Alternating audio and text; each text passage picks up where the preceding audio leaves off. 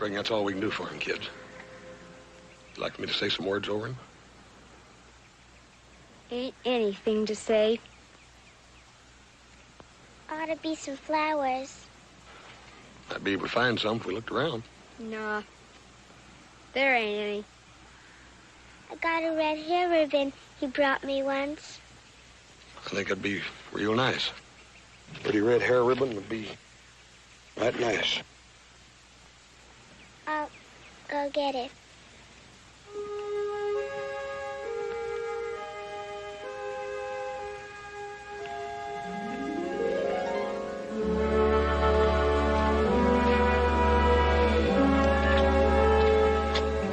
Know something? I've been here most all morning, and I still ain't got you two gals straight in my mind. Now, which one are you, Will or Charlie? Will. Will. Is that short for Willa or something like that? No, just Will. Kind of a peculiar name for a couple of gals, ain't it? Will and Charlie. What'd you say your name was? Hoss? That's right. Hoss. You mean like a critter? Yeah, like a critter. I don't think I'd take on about names like Will and Charlie if I had a name like Hoss.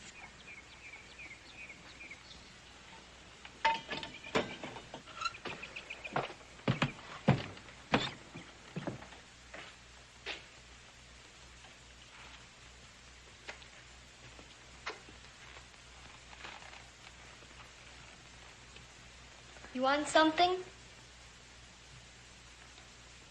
Yeah, I'd sort of like to talk to you for a minute if I could. What about? About you and your little sister. I mean, you're being left here alone and all.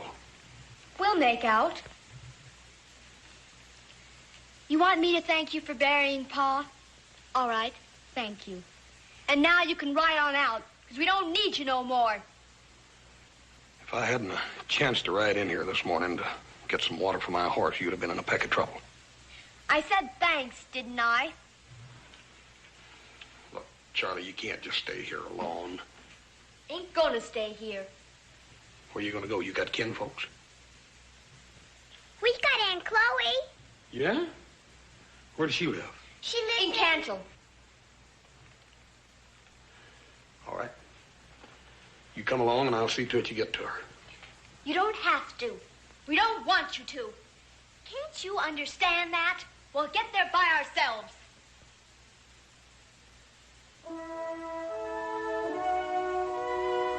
Well, I'm sorry, but you do. That's the way it's got to be. I ain't about to let the two of you young'uns get out on that desert all by yourself. Now, you get your paraphernalia all collected here and get it ready, and I'm going to go out and saddle your horse.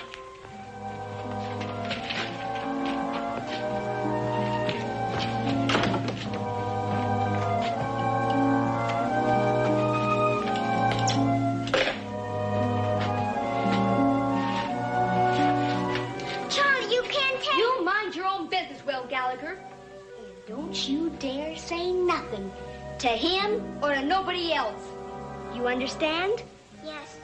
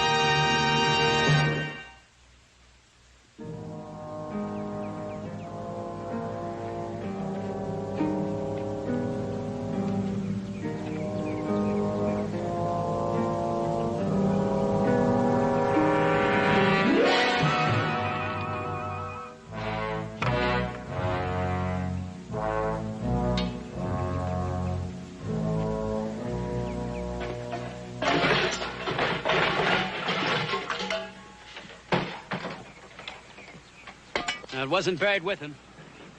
Yeah, I don't think it's around here no place. Don't look that way, do it. That double-crossing snake. He was no good. After all you've done for him.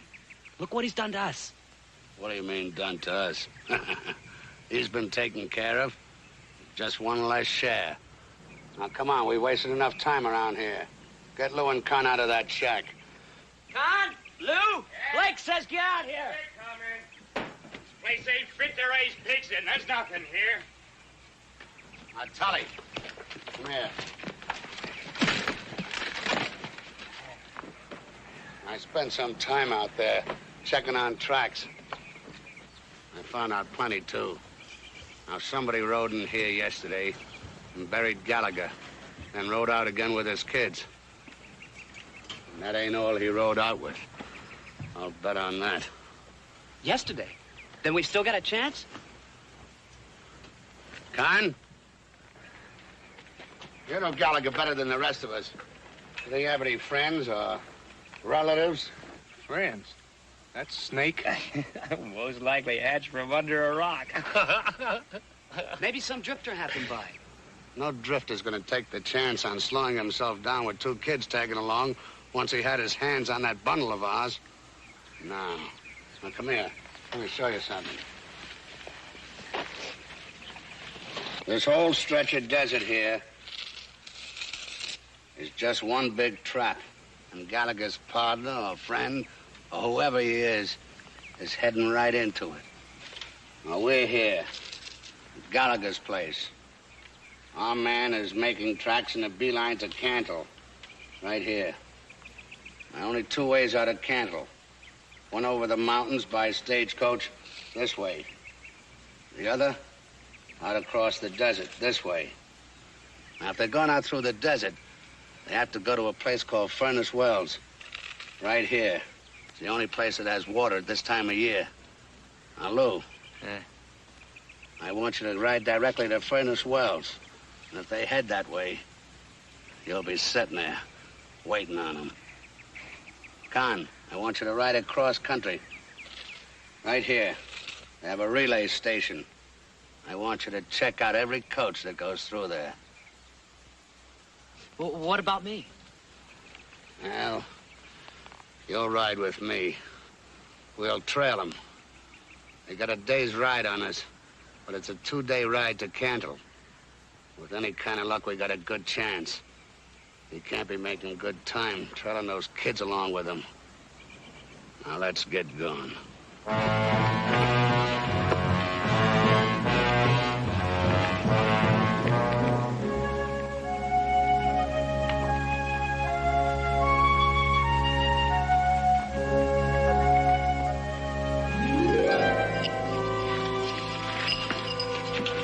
Come on. What is it, really? I mean, is it something like Willow? I think Willow'd be a pretty name for a little gal. Who goes naming me after a tree? Yeah. Well, what about Willowall? You know what a Willowall is? It's a great big wind. Nah, that ain't a real name.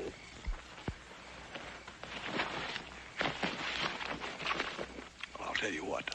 I'm just mean enough to keep calling you that if you don't tell me what your real one is.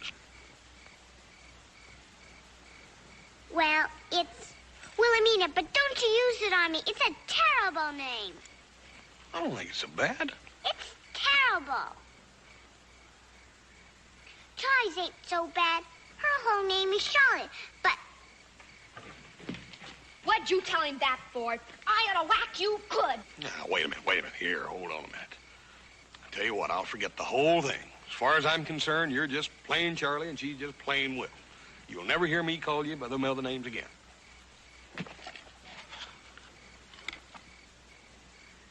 Your bed's all made up.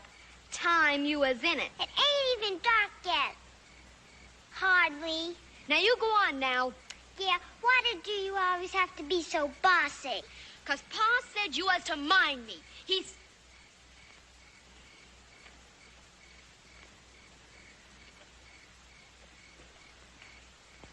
Guessed I shouldn't have said that about Pa. Guess she'd almost forgotten for a while. Charlie, what happened to your Pa? I mean, how did he get shot? I don't know. He just came home like that. Hurt. Never told us who'd done it. Have any enemies? Anybody want to see him hurt? Wasn't anybody like that. Pa was always helping folks out. Everybody liked him. I told you to get to bed.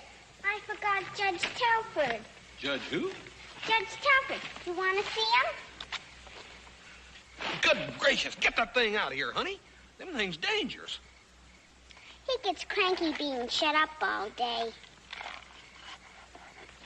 Strange pet, ain't it, for a little gal? Well, I had a puppy once, but it ran off. Charlie said most likely coyotes ate it. Anyways, Judge Telford ain't gonna run off. Even if he did, I bet nobody eat him. Yeah, it ain't too likely. Go to bed. Yeah. Good night, Hoss. Night, sweetie.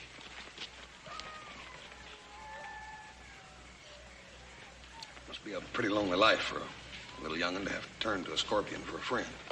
It's always lonesome on a ranch. Didn't you say you grew up on one? Yeah, but I had my pa and brothers. You got brothers? How many? 2. Gee, bet it's great having brothers. We was gonna have some, only Ma died when Will was born. Pa was gonna raise a whole family of boys like the ones he come from.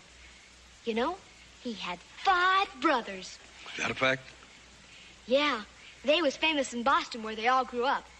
Pa used to say all you'd have to do was go down to Scully Square and tell them you're a Gallagher, and they'd just about give you the whole town. Charlie, your Aunt Chloe, is she your pa's sister or your ma's? Pa's, his only sister. Like I said, the Gallaghers go in mostly for boys. Ain't you asleep yet? It's lonesome over here. Ain't you ever coming to bed? Now, you listen here. You lie down and go to sleep. Charlie? What? What's the matter? Him. He's real nice, Charlie. All right. He's nice. Now go to sleep.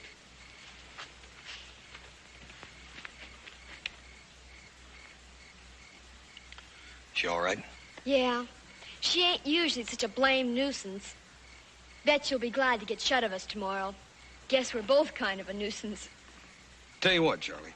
When I first run on to you out there and realized I was going to have to take you to Aunt Chloe, I must say I was feeling pretty put out. Sure, I don't blame you. But let me tell you something. It ain't been that bad a chore. As a matter of fact, I've kind of enjoyed it. I'm glad we run into each other. I really am. Yeah? Well, good night. Night, sweetie.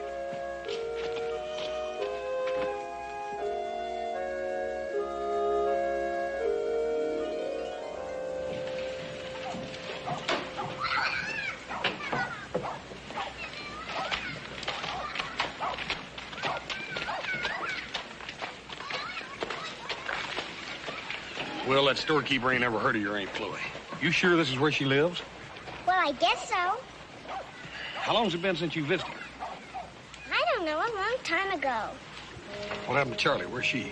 Well, I guess she was looking for Aunt Chloe, too. All right, just come along peaceable now and won't nobody get hurt.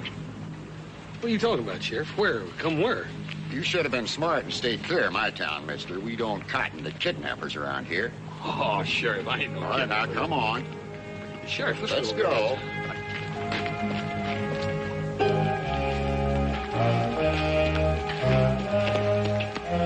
What'd you do, Charlie? That sheriff. Aw, shut up. We'll send a letter. They'll turn him loose. He's an awful nice fella. I wish he could come to Boston with us. Ain't nobody gonna get to Boston unless we get on that stage. Now, come on.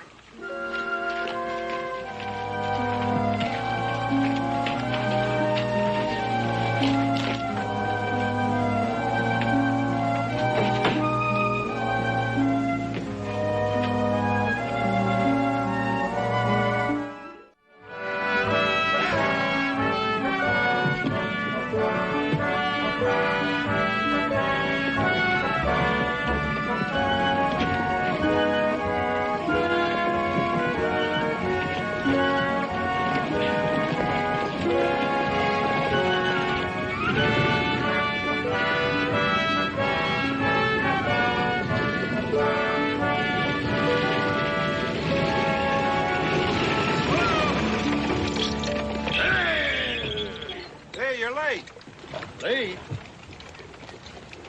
What day is it? Tuesday, ain't it? Yeah? Well, according to my timepiece, I'm just about an hour's shy of being a week early.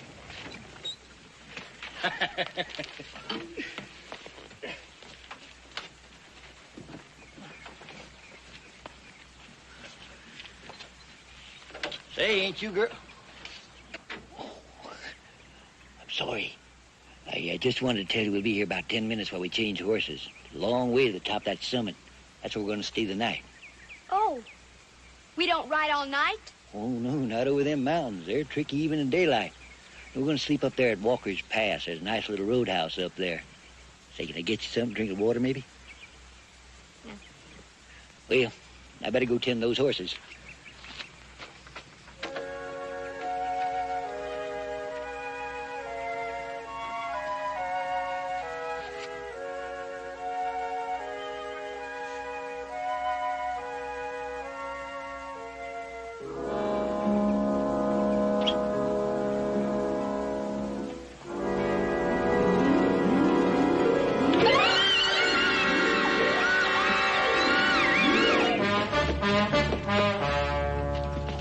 Well, you girls are...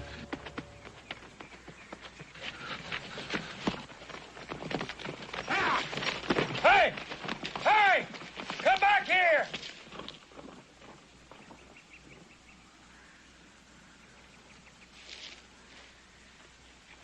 Who was he, Charlie? What did he do that for? Shut up.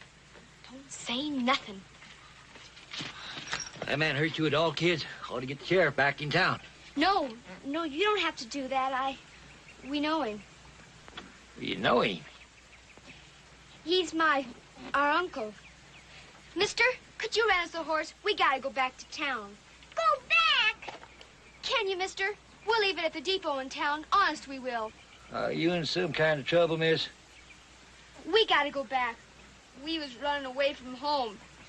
Didn't figure they'd worry so much about us. Oh, now, that's all right. We'll take care of you. Well, I guess she knows what she's doing. Better get her a horse. All right. Don't you kids worry about a thing. We'll take care of you. I thought we was going to Boston. Ain't you got any sense? That fellow's gone back for the others, the bunch that was after Pa. But I thought he headed back for town. What are we going back there for? 'Cause now they'll all come after the stage thinking we're on it. Only we'll be headed the other way. Now, come on. We gotta hurry. Wait a minute. Let me put Judge Telford in.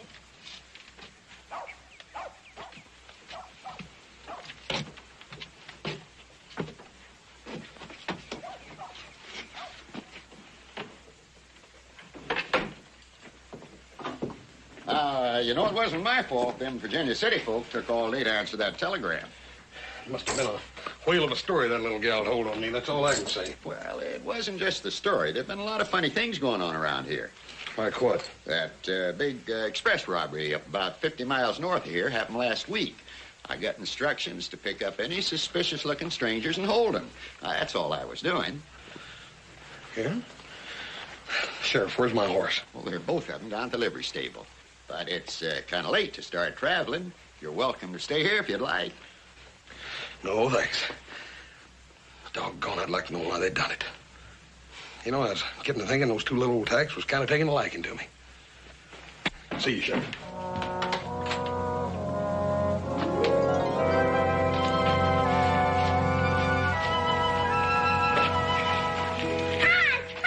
Hey, get down off of me. What are you doing? Aren't you glad to see us? Glad to see you. I don't know why I should be. I ought to take both of you out and give you a good spanking. That's what I ought to do. How come you to tell that sheriff all them lies on me? How come? Well, what are you gonna do with us now? Tell you what I'm gonna do. I'm gonna take you to Aunt Chloe and get rid of you. We'll be shut of one another once and for all. Now, for the last time, where's she at? She's at Joburg. Joburg? But Joburg's 30 miles across the desert. All right, if that's what it's going to take, then that's what it's going to be. I'm going to take you to her. Yeah? Well, as long as we got across the desert, it gets kind of hot out there during the day, you know. Well, why don't we leave right now while it's cool and all? After all, you've been resting all day. Yep, that's all I've been doing, resting. All right.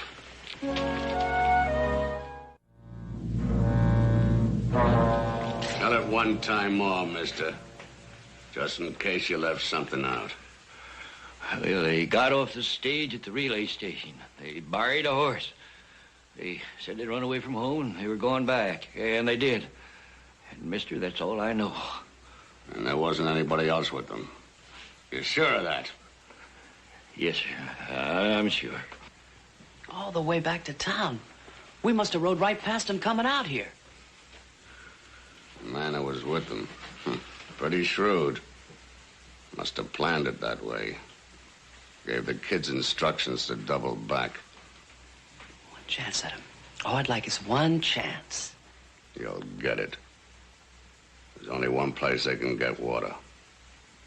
One place. Furnace Wells.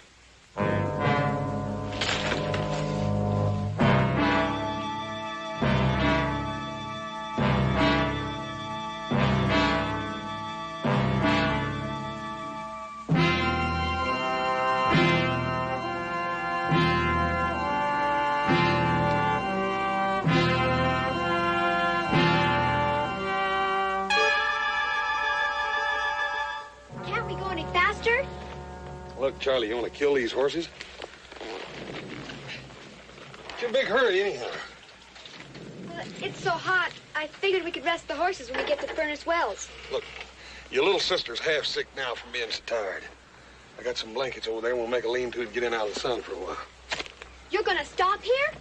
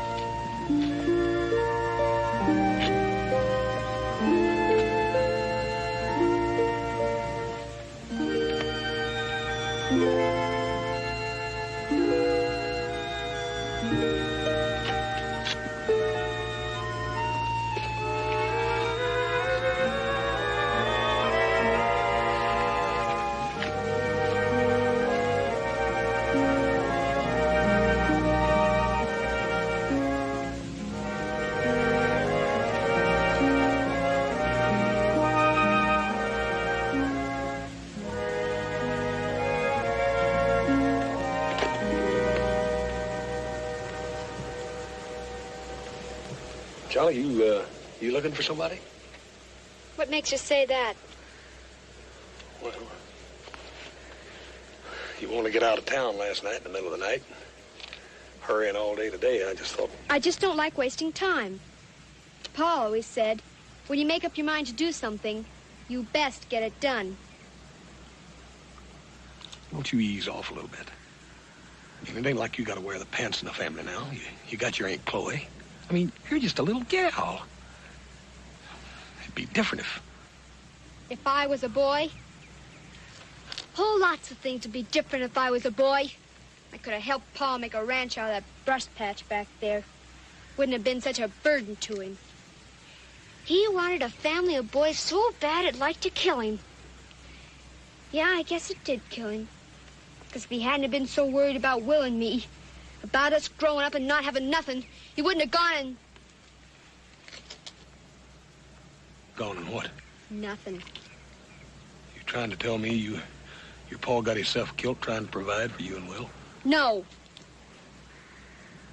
How'd he get shot, Charlie? I don't know. I told you before, I don't know. Now leave me alone.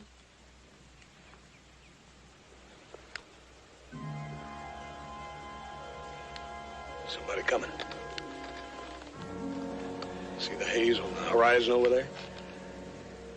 Looks like they're still about a half day away, but they're coming pretty hard and fast, according to all the smoke they're throwing up.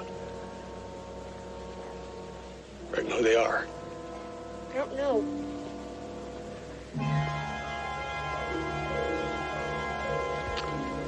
Imagine we better be getting on them furnace wells. Yeah. Please.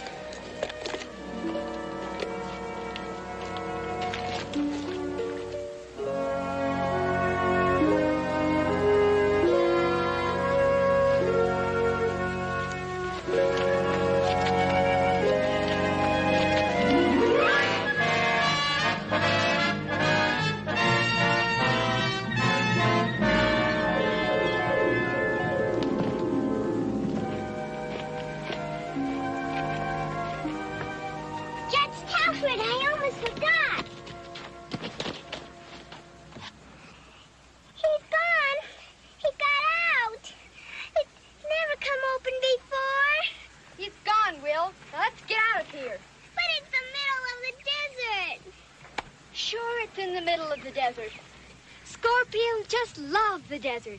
He'll probably find another scorpion and raise a whole family. Now, will you quit blubbering over a dumb fool varmint and get on the horse?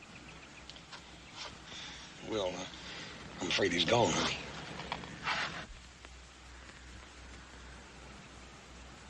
These ways he can get inside, out of the sun, if he comes back. Come on. I'll tell you what. How would you like to ride with me for a while? Okay?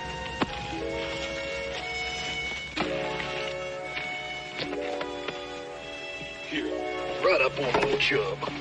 That's all right.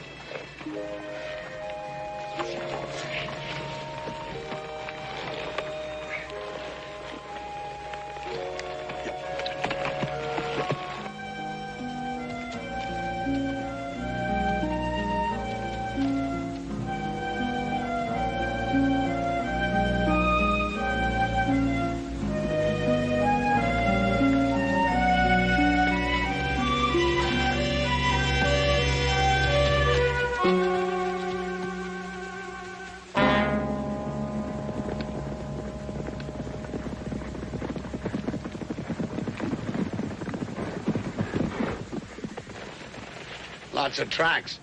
They must have made camp here. Let's rest the horses a while. Mine's finished. He'll last. Come on, let's go.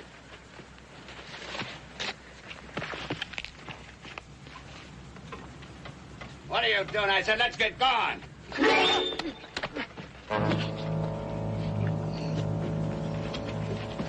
Hold still. Let me take a look. Big old granddaddy scorpion. What's left of him. Scorpion? Folks die from scorpion bites, don't they? Nothing but a sting. A sting? My hand's all afire.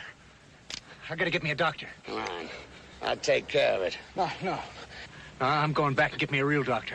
All the way back to town? Look, you stupid... I'm going. Don't you try to stop me.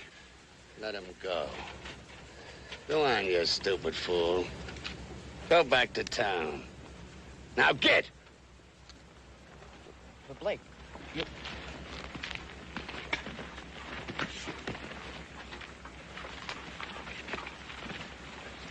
Hold it. You won't need this while you're gone. Now get. Go on. Get!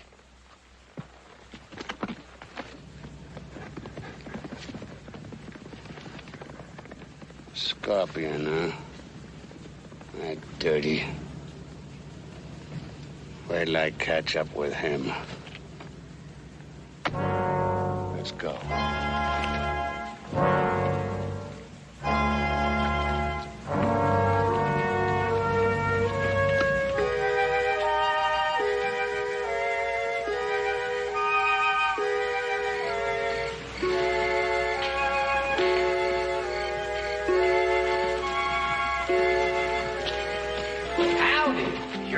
See you.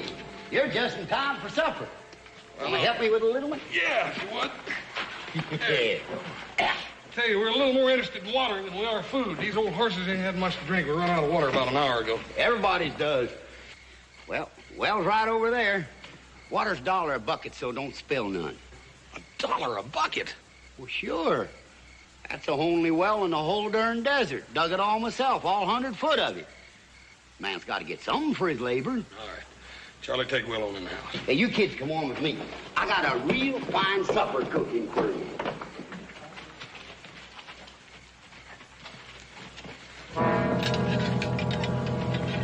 just about given up on you. I thought you took the other road. You be real careful of that thing. You got the wrong man, mister. Sure. Take it easy. All I want from you is no trouble and $34,000. 30? You're crazy. I said no trouble. Now, where's it at? I don't know what you're talking about. Now, look here, mister.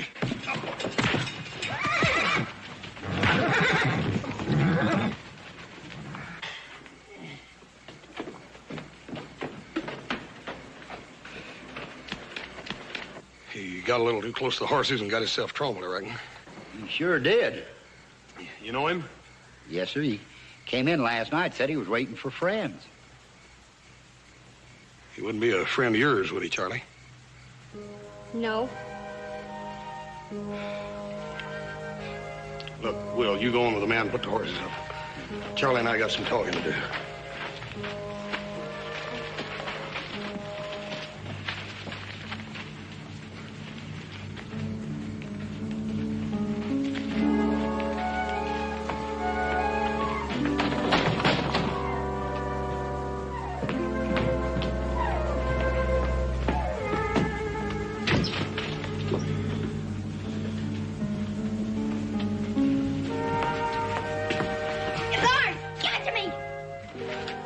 You ain't been 10 feet away from this since we left your place. I would have known it was no just ordinary laundry bag.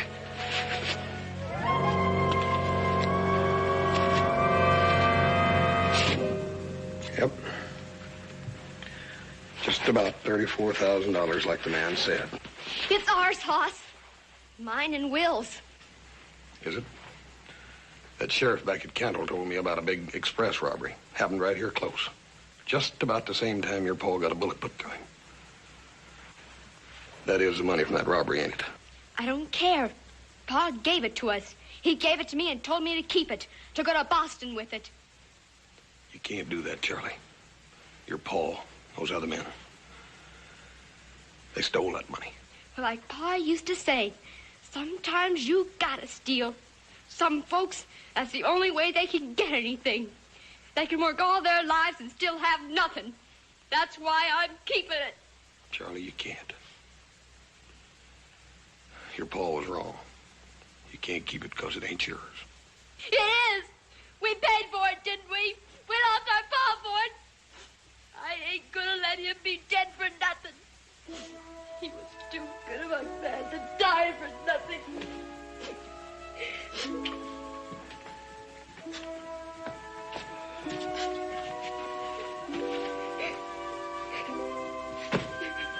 Come on, Charlie. You get you something to eat. Get you some rest, too. We can't stay here. Now those men coming after us. Now, you look here. I ain't forgot about them. Don't you worry about them. Good husky bar on that door, and if there's going to be any trouble, this is the place to have it, right here. Look, Charlie. I'd like to be a friend to you and Will, give some help to you. More than just somebody you're using for a while.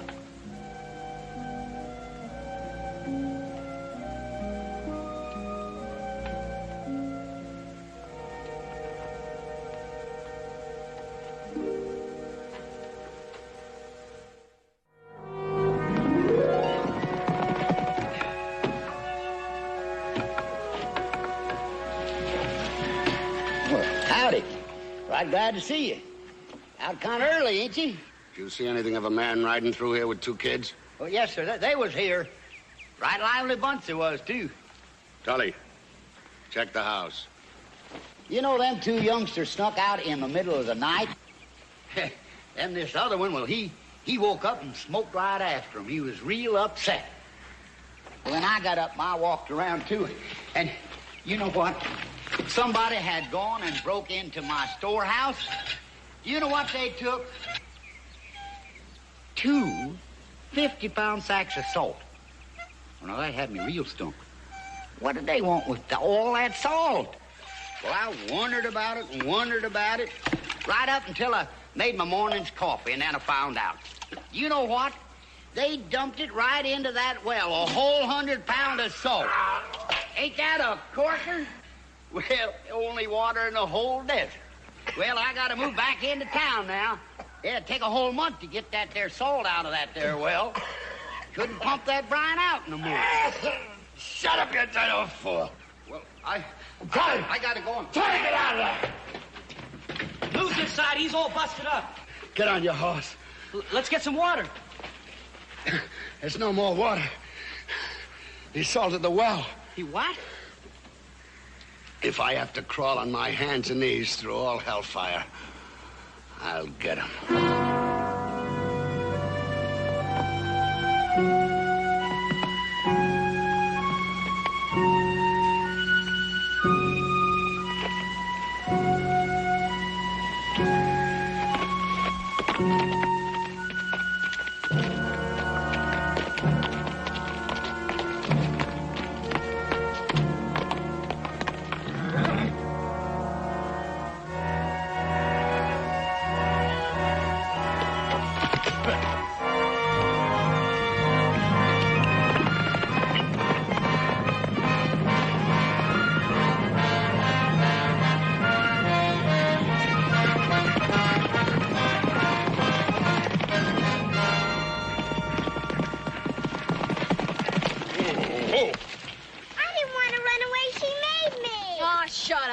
What am I going to have to do? Hog tie you two gals?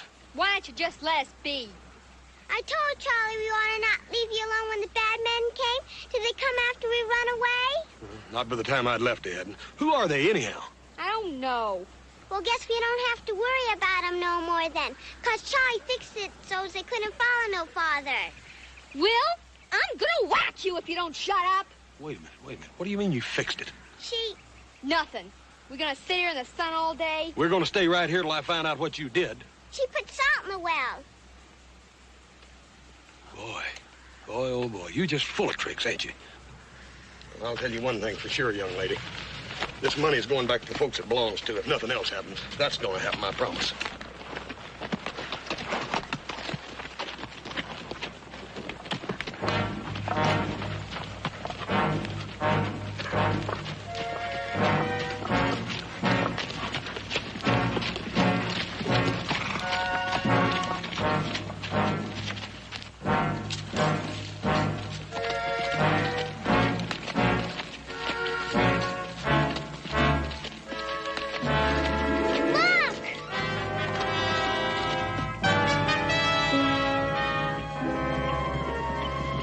All right, you two kids smoking on out of here. I'll stay here and talk to them. Go on, get out. You hear me? Get out of here. Please, please come, Hoss. All right. We'll give them a run for their money. Come on, let's go. Hit them! Hit them!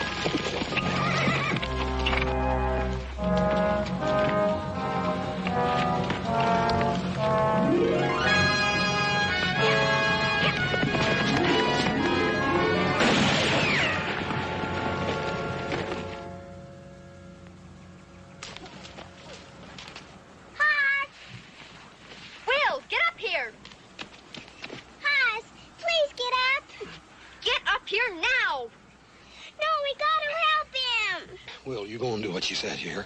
Will, get up here now. Go on, Will, you hear? Now, you do what she says. Get out of here. Go on, you gotta. Oh, Hoss.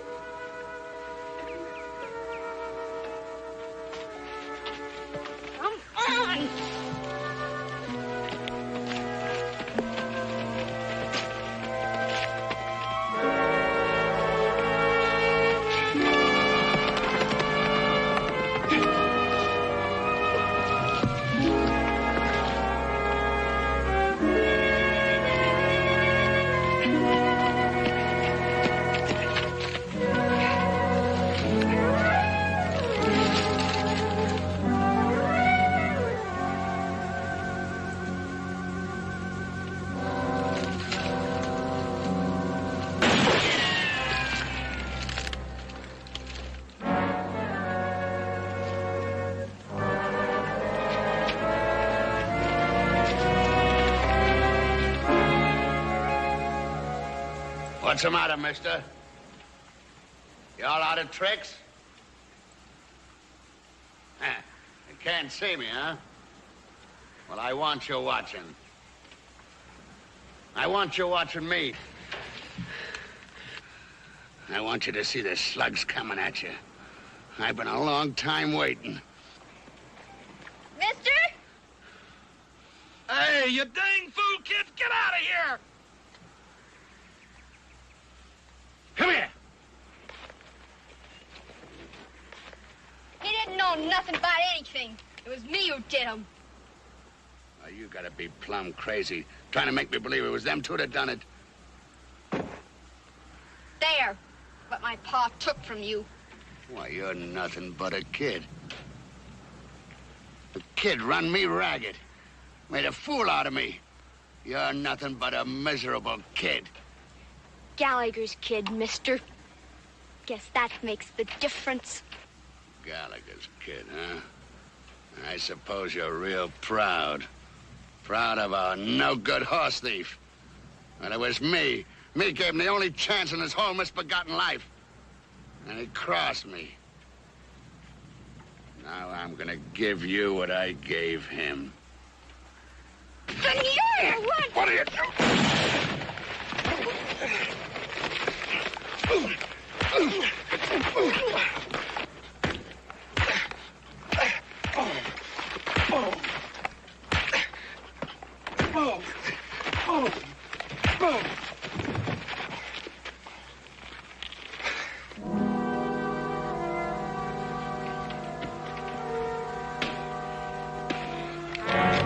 Charlie, no! Don't, Charlie! Charlie, you can't do that. Can't I? Put the gun away, Charlie. No. He killed my pa. Wait a minute. I didn't know your pa. Some of the things he taught you and Will, I ain't in agreement with, but I know one thing for sure. He loved you, and he loved you a lot. And he was proud of you. He was proud of you for being Gallagher's. You can still go back to Boston and Scully Square and meet all them other Gallaghers. But you'll never be able to face them as long as you live if you pull that trigger. Or maybe you don't care. Maybe you just don't care what them Gallaghers would think of you.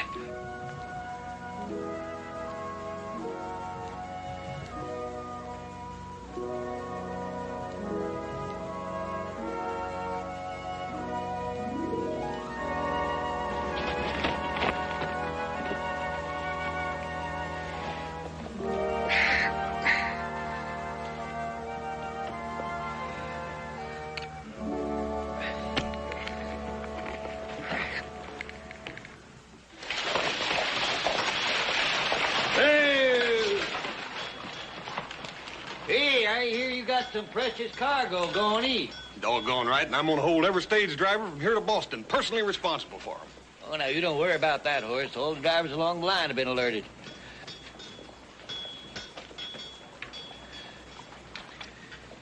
Them?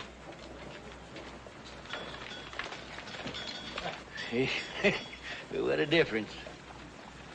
Say, now, you ladies ain't gonna run off on me again, are you? No. All right, now, get aboard. Oh, my, I don't believe I ever saw two prettier little girls in my whole life. Dresses. Ain't they awful? Hey, listen, while you was in there getting dolled up for the trip, the sheriff told me that you're likely to pick up a real nice piece of change for catching all them outlaws. You got the whole bunch? Well, you did kind of leave them scattered from here to breakfast, but we got them all. I'll tell you something else. Judging from the sound of that message I got from Boston, all your kinfolks are going to be there waiting for you, including your Aunt Chloe. And Chloe? That's right. As a matter of fact, she's the one that wired me. Beats me how anybody in Joburg could send a telegram from Boston. But then, of course, she is a Gallagher, ain't she? Come on, let's get aboard.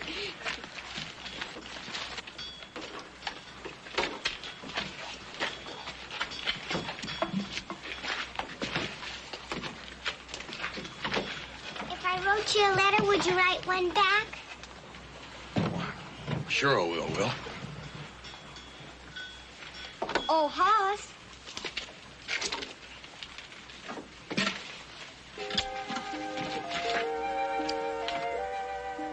Oh, get out of here. Go.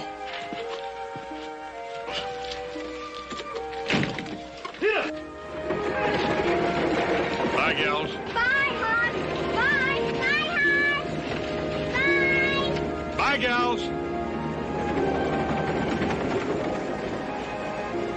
I got a notion that old Boston town is in for some excitement like it ain't seen since that tea party.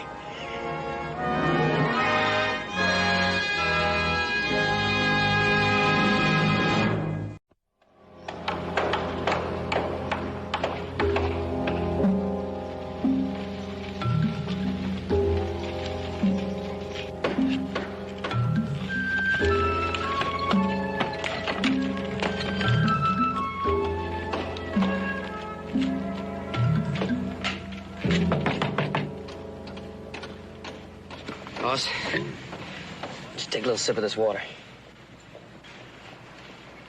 Easy now. There you go. Thanks, little brother. Yes. Is the doctor in? No, When do you expect him? I don't expect him. Ma'am, my son's in that wagon. He's been badly hurt, and he needs immediate attention. I'd appreciate it if you can tell me where, when, and how I can see the doctor. The doctor can't help you, son. He can't help anybody anymore. When the sun sets this evening, you can take my husband and hang him.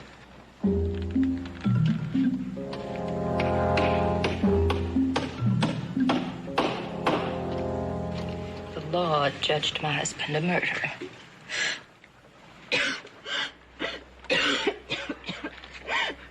Ma'am, is there another doctor in town? No, none within 50 miles. I don't want to impose on you, but my son's in great pain. Could bring him into your husband's office until I can decide what to do. No, you can't bring him in. Mrs. Johns needs a rest. Oh, Danny, of course, bring him in. I'll do whatever's possible. I often assisted the doctor, and Danny served as his handyman, and between us, maybe we can ease his pain. Thank you. Is the doc in? Across the street, I'm going to get him. Look, as soon as you get Hoss into the house, right on back to the herd, huh? Well, we'd like to stick around and find out what's wrong. Oh, look like Paul says. Don't fret over me. I'm going to be all right. You two would do anything to get out a little work, wouldn't you? Yeah, Hoss is right. Your worrying isn't going to help him or yourselves. Oh, now, wait a minute, Pa. Now, don't argue with me. Do as I say. Now, please believe me, it's better this way. You get him into the house, will you?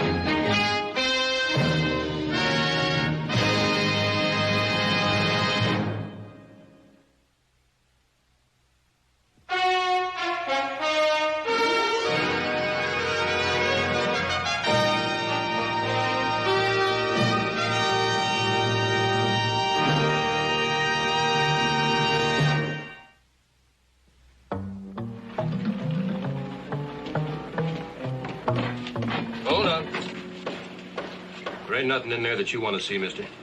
Dr. Johnson's in there, isn't he? That's right. Him and Sheriff Wells got the whole thing to themselves, and it's going to stay that way till this evening. I'm going to see the doctor. Now, hold on. They gave me $2 extra to sit here and see that no one gets inside. Now, I'm going to earn them dollars. So now you back off.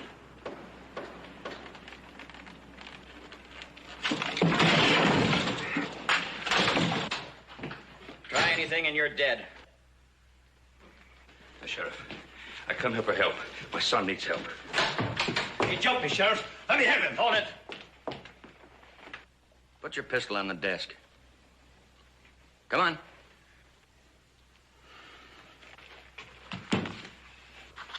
Now, what's this all about?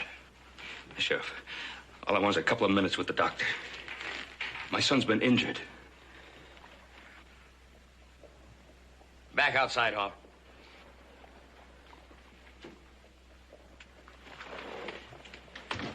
Well, if you're willing to risk your life for a couple of minutes with the doctor, I guess you're entitled to it. 5 minutes, no more.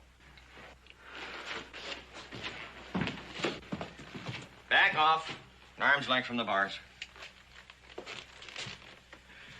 I have a trail herd bedded down about 10 miles from here. Last night, my son got hurt. His horse stumbled and rolled on him, and I think he has some cracked ribs on one side. He's in awful pain. Why tell me this? You're a doctor. Not a doctor. A condemned murderer. I say I couldn't help your son, even if I wanted to.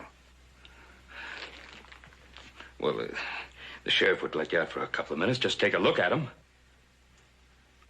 Wouldn't you? The doc is a condemned murderer. There's nothing I can do to change that. Well, who can change that? The only man has that power, Judge Grant. The Honorable Judge Grant. Judge Franklin Grant. Yes, he has the power. The power of life or death. Where do I find him? Last house, north end of town. Just a minute. I haven't agreed to treat your son.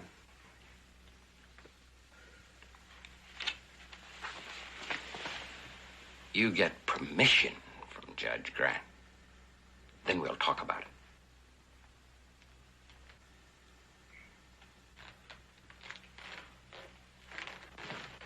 it. Hold on. Don't hope for too much.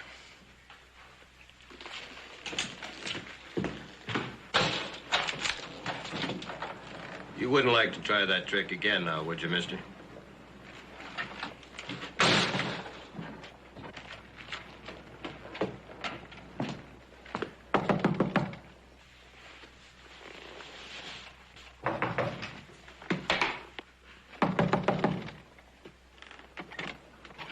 Yes? Judge Grant? That's right. What can I do for you? It's urgent that I talk with you, sir.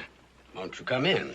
My door's always open to anyone in trouble. Thanks, sir. Mr. Cartwright, Ben Cartwright. Yes. Won't you sit down, Mr. Cartwright? You're not from around here, are you? No, sir, from Virginia City. Yeah, I thought so. I know most of the people in my district. Judge Grant, I just left my son at Dr. Johns' office.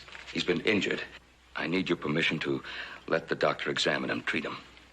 That is out of the question. Well, it could be a matter of life or death, sir.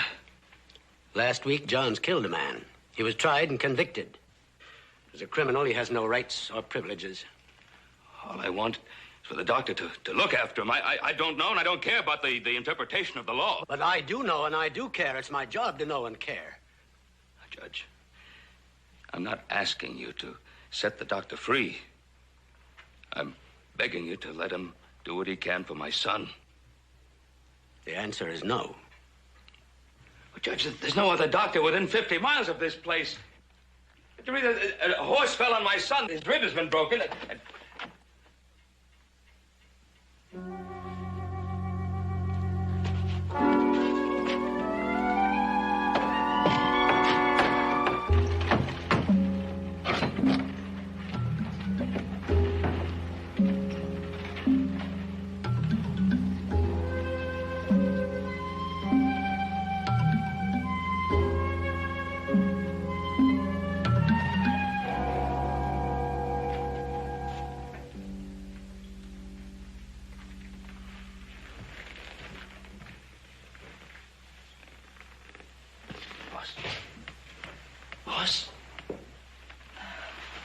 I gave him something to make him sleep.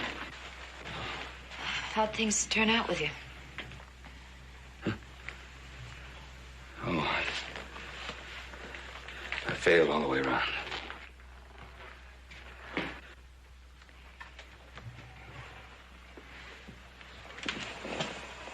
I think your son has a serious internal injury. You said you assisted your husband, didn't you? Why can't you do something for him? don't know enough. I've done everything I can for him already.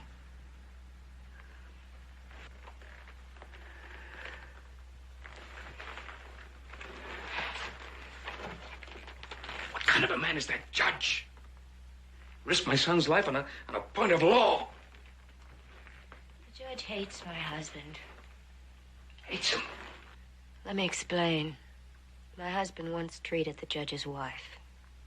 And in his opinion, she needed an immediate operation. The judge opposed it. But finally, because she was suffering so much, he gave in, and it was too late. My husband's a fine doctor. But Mrs. Grant's infection was so far advanced, nobody could have saved her. She died on the operating table. The judge blamed my husband. Feeling this way, he sat in judgment on your husband? Yes. He condemned him to die, not for Stephen's death, but for his wife's. The Right Honorable Judge Franklin Grant is about to honor us with his presence. Come in, Your Honor. Come on, Danny, I'll get you some coffee.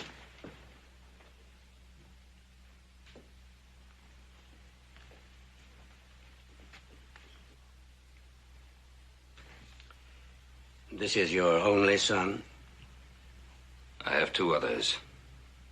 And you have your wife? No. I have no children, no wife. Mr. Cartwright, do you know what it's like to be alone? To lie awake night after night trying to drive back the memories that flood your brain? And force yourself up each morning to face another empty, meaningless day? I've had such moments. Yes, I suppose you have. Do you know why I feel the way I do? Yes, I know. I'm not a cruel man, Mr. Cartwright. I'm not a callous man. But my wife would be alive today if Johns hadn't... He's not a doctor, he's a butcher. That's why I don't want him to treat your son.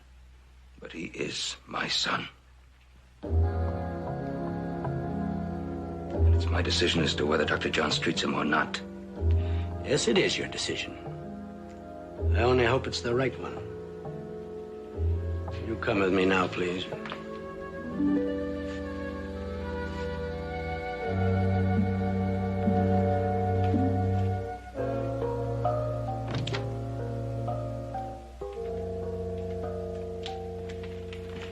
Sheriff, this is Mr. Ben Cartwright.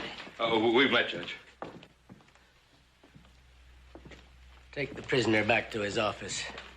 Guard him until he attends to Mr. Cartwright's son. Then bring him back here immediately. Yes, sir. Off? He's to communicate with no one other than the people directly concerned with young Cartwright's condition. You heard him? Let him out.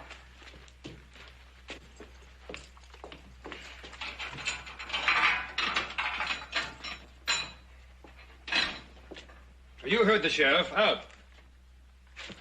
Deputy! All right, Hope.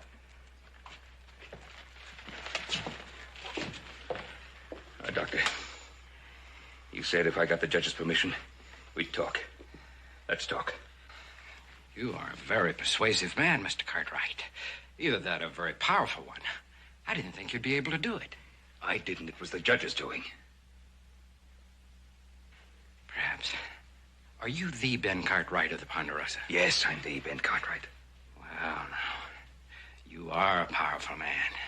And you mean to see that your son gets every chance, don't you? Yes, I do. Now, please, can we get started? Well, you know, it must be a comforting feeling to have wealth and power. I wouldn't know. I've never had either one. You see, all my wife will have to remember me by is a stack of unpaid bills from grateful but forgetful patients. Now, that isn't much, is it? To leave to someone whom you've promised to love, cherish, provide for. Doctor, please get... Mr. Cartwright, if you want my services, you're going to have to pay for them. I never expected anything else. How much? $10,000. Regardless of the outcome. All right, now, please, can't we get started? Money is to be paid to my wife. And Judge, you're a witness to this verbal contract. For with your dedication and respect for the law, I'm sure that you'll see that Mr. Cartwright carries out his part of the agreement. 35 years of my life have been given to that dedication and respect, and I've never abused the power entrusted to me. And what about you? What about the power entrusted to you? How many people have you butchered and maimed and killed and then hid your mistakes and incompetence behind the protection of your profession? Judge, please. You are a disgrace to that profession, Johns, and I'll tell you this. Of all the men I've ever sentenced to die, you're the only one I haven't the slightest regret or pity for.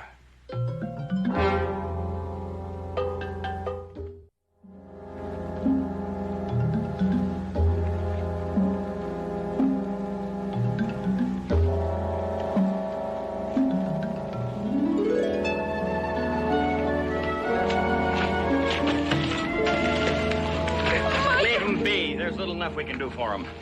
Has something happened? Are they going to stop? No. Nothing's changed. Boss, I got the doctor coming. The sedative that I gave the patient's worn off. He's awake. He's in pain.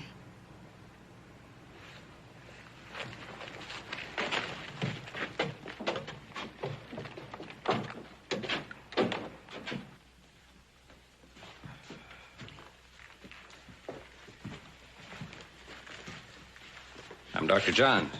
Oh, back to the office. Well, they tell me you went and got yourself roughed up a little bit. Yeah. They tell you about the other feller? No, only that he outweighed you by 1,000 pounds.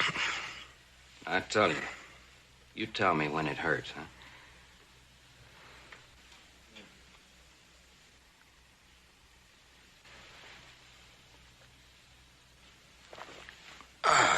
You found it.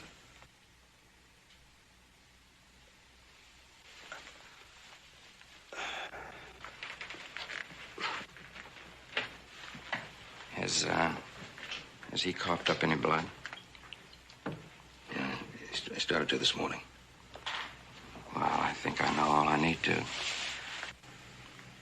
What is it? Fractured ribs. The jagged end of one has probably punctured the lung. Meaning? It means your son will drown in his own blood unless the damage is repaired.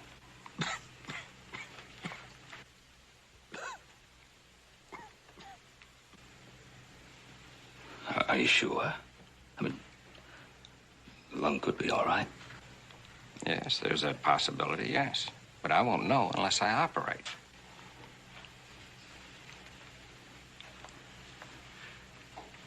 Do you have to operate? It's a risk. A grave one.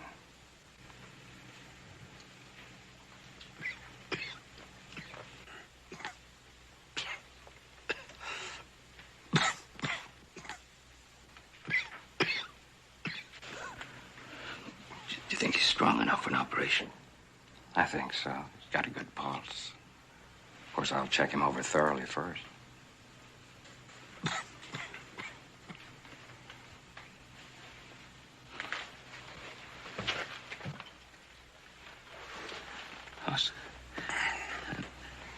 Doctor says you need an operation. It'll be a tough one. How do you feel about it? If he says I need an operation, I reckon I need an operation, Paul. Got a notion he knows more about it than we do. Besides, I'm getting sort of tired laying here on my backside.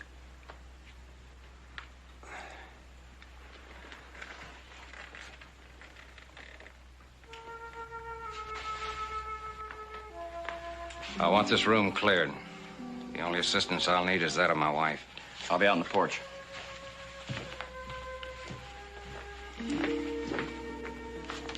You can wait in the study. Paul. Yeah. Don't you worry none, you hear? I'll be out and see you in a little while. Yeah, sure. The one good thing about it, you big moose. The scar won't show. You'll still be as pretty as ever. That's right, comforting news. I was really sort of worried about that.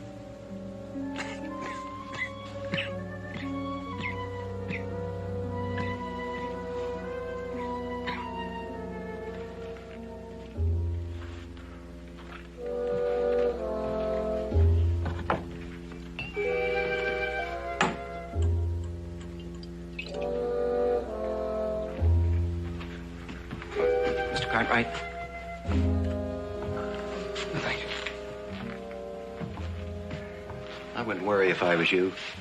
He's a good doctor. He saved my life when nobody else gave me a chance.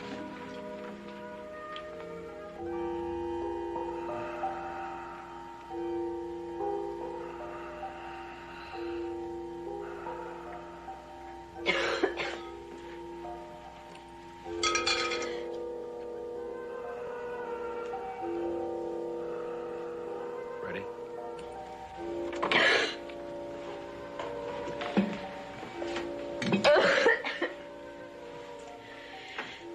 Karen, go upstairs, rest. I can manage here. No, you can't. You need me. I'm all right. Are you sure? I'm perfectly sure. We better get started, Doctor.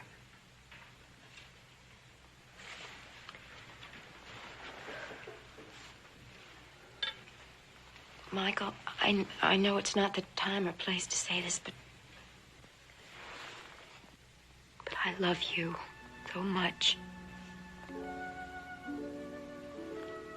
I love you. There's never a time or a place where it's wrong to say, I love you.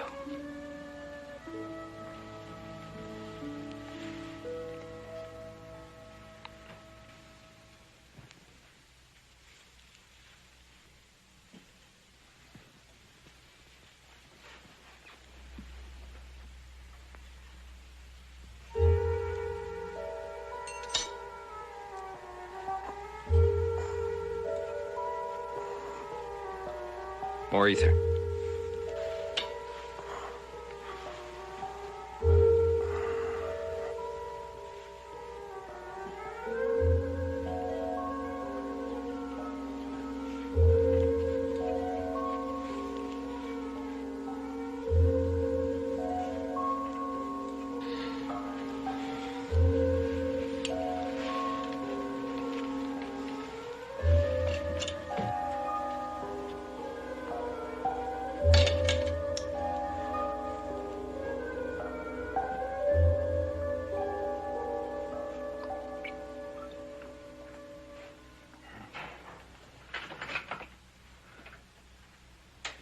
Back on it again. After 4 long years. Used to be quite a drinker. But then 4 years ago, I come down with a fever. No doubt about it. I was due for Boot Hill. But then Dr. Johns heard about me. Came to my house. Didn't get 5 hours sleep all the time he was with me. Afterwards, he talked me into kicking the bottle. He gave me a job as his handyman. Doesn't sound like a man who could commit a murder. He ain't. I seen the whole thing. But the judge wouldn't listen. He said it was murder. You'll hang by the neck, he said. And the doc even refused to help himself. Refused to help himself? Well, it's just that the doc is a spirited man. Not one to get pushed. But at the trial, he just didn't seem to care. What do you mean, didn't seem to care? Well, he just sat there and let the judge condemn him.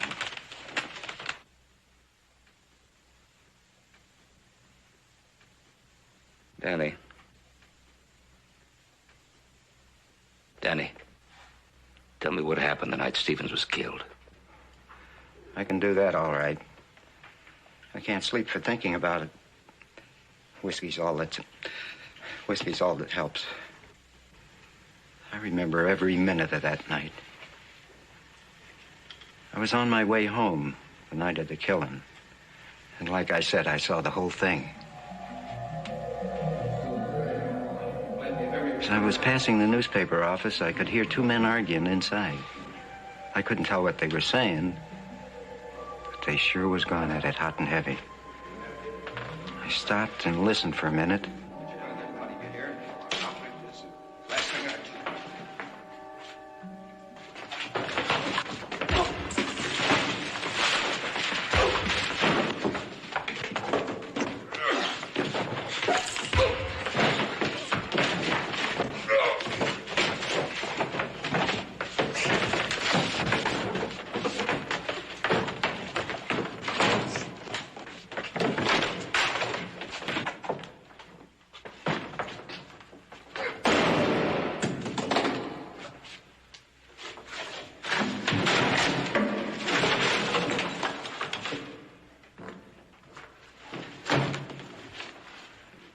Doc, he's dead.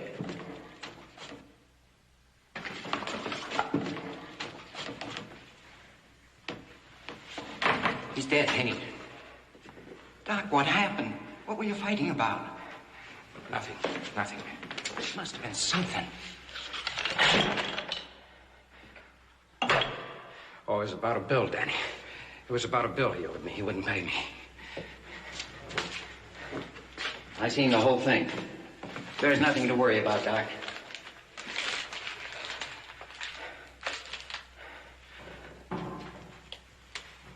Better tell the sheriff what happened.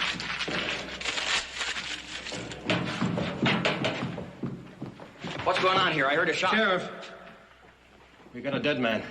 It was an accident. An accident? Like what happened to my leg? You left it bent and twisted? I did everything I could for your leg. Yes, it's bent, but you're walking on it. You could have lost it. It's Stevens' own gun. It sure is.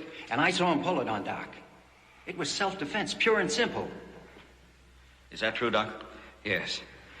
Yes, we had a quarrel. And Stevens pulled his gun, and in the struggle for it, the gun went off. Well, with Danny here as a witness, you shouldn't have too much trouble. Why don't you go home now? I'll need you in the morning, though, to sign a report.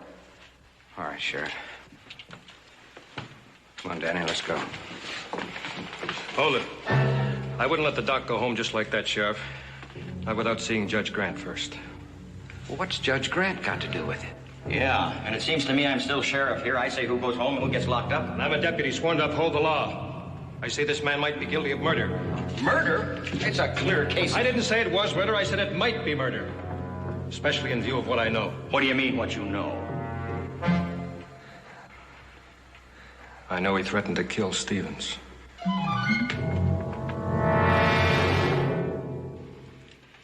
Sheriff, you say it was self-defense. Yes, sir. What proof have you got? The doctor's an honest man. Under the law, his evidence would be classified as self-serving. Danny Culp was there. He saw the whole thing. You'll swear to it. Mr. Culp is Dr. John's employee. That don't mean I'd lie. You have often said you credit the doctor with saving your life, hmm? He did. Yes, perhaps, but the fact that you think so categorizes you as something less than a subjective witness. But I saw the whole... Enough. Johns, you say you went to Stevens' office about a bill he owed you. That's right. You quarreled about it and you killed him. Yes, we quarreled, but I didn't kill him. There are witnesses who say you wanted to kill Stevens. That's a lie. Half here says it isn't a lie. The other day I heard you and Stevens arguing outside the newspaper office. He said, "I'll kill you, Stevens. Remember that. I'll kill you." Do you still deny this? I didn't deny we were quarreling. I told you. It was about that bill you owed me. Did you threaten to kill him? I don't know. I was angry. I might have said anything. Well, perhaps you will have sharpened up your memory by the time your trial begins. Trial? Exactly, Sheriff Wall. Trial for first-degree murder. Meanwhile, he's to be held in jail without bail.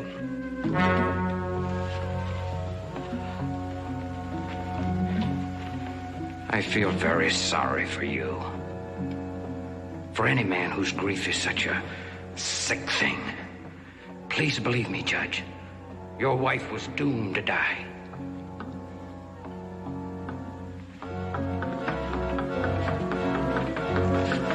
All right, Doctor.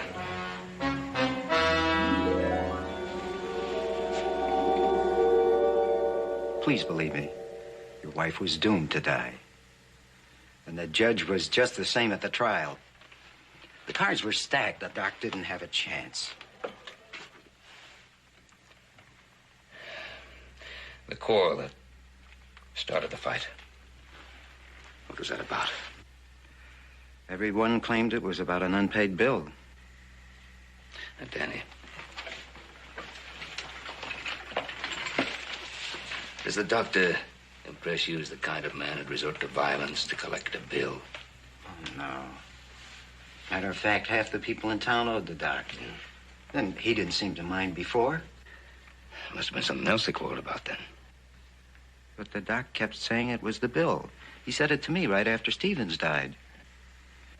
So you said. What was that again about a piece of paper? Paper? Oh, he dumped a whole tray of type. He seemed in a sort of a daze, but he kept looking for something. Then he found that piece of paper. He tore it up and threw it in the stove. Well, anyway, it was a kind of a strange thing under the circumstances. Man killed, and Doc stops and tears up a piece of paper, throws it into the stove. How is he? Well, the lung was punctured. There was internal bleeding, and I repaired that damage and set the broken ribs. It's going to be all right. Well, I'll be better able to tell you. I mean, my wife should be able to predict his chances for you later on.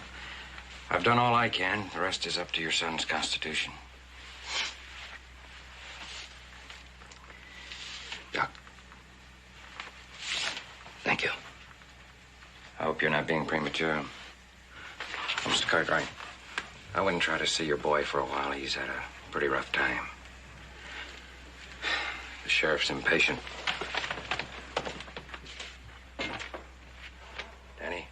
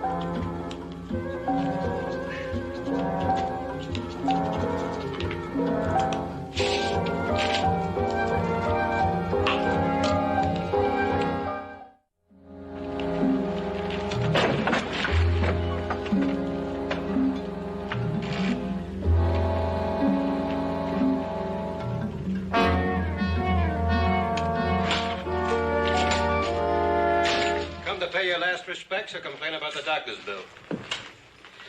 I talked to him. Oh, yes. He's allowed visitors an hour before the time. Paul. Oh, just a minute. Your gun.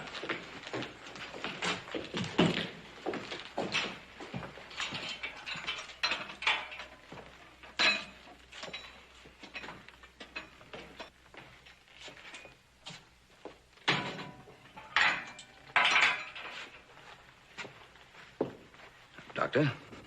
Not in here, Mr. Cartwright. Don't call me doctor in here. How's your son? My son had a very good doctor. But I didn't come here to talk about my son. Sheriff, may we talk privately? Hoff, will you get back outside?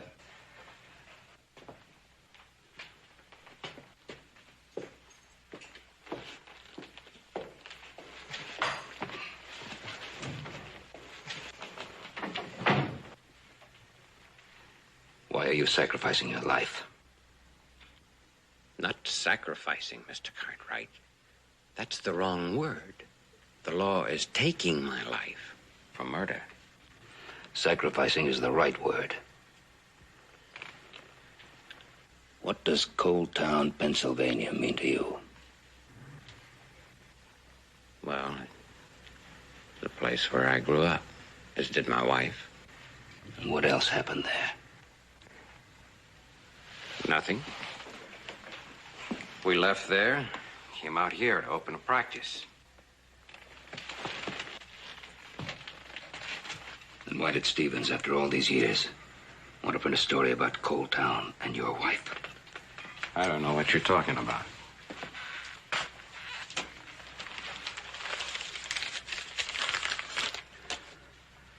I think you do.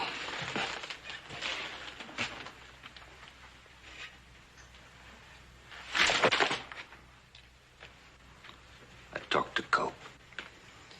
I tried to save your son's life, Mr. Cartwright. I hope I succeeded. If you have any gratefulness, then forget about this. I can't. That same gratefulness won't let me. But it's none of your business.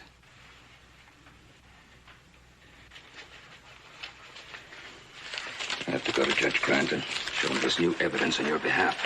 No!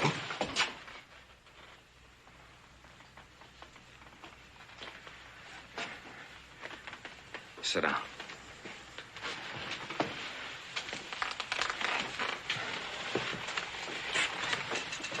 I'm going to tell you about it.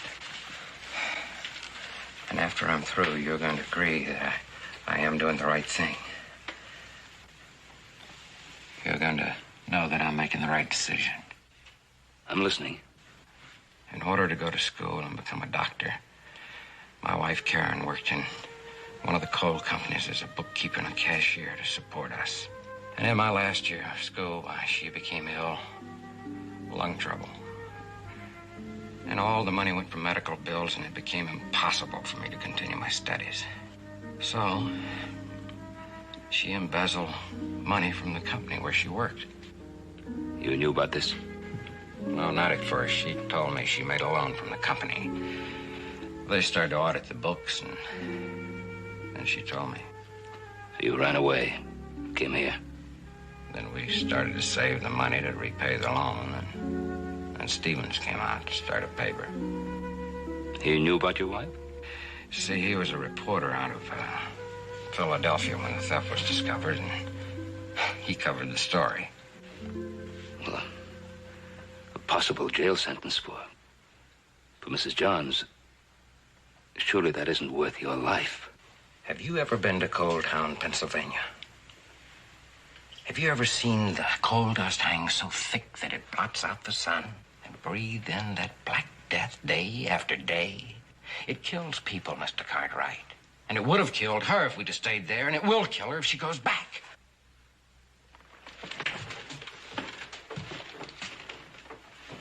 What about Karen? Don't you think she has a right to know what's happening and why? No. She'd do what you want. Go to Grant. Tell him. She's a beautiful woman, Mr. Cartwright. And out here, she'd have years of life ahead of her. But if you go to Grant, hand him that paper, you're sending Karen to her death.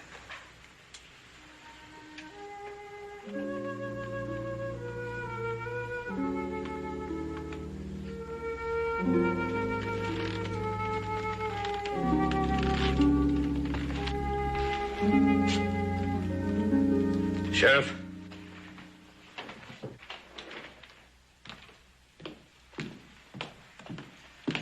You're all finished?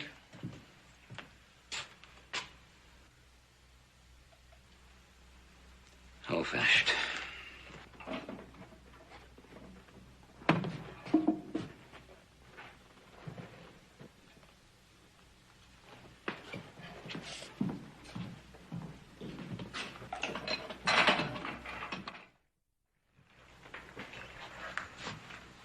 How is he? We're still waiting.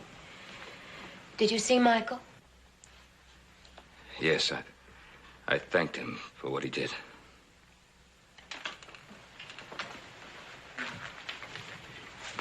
Mrs. Johns, are you going to see him now? No. It would make it more difficult for him. I'm going upstairs. If you need me for anything, please call. I will. Thank Thank you for everything.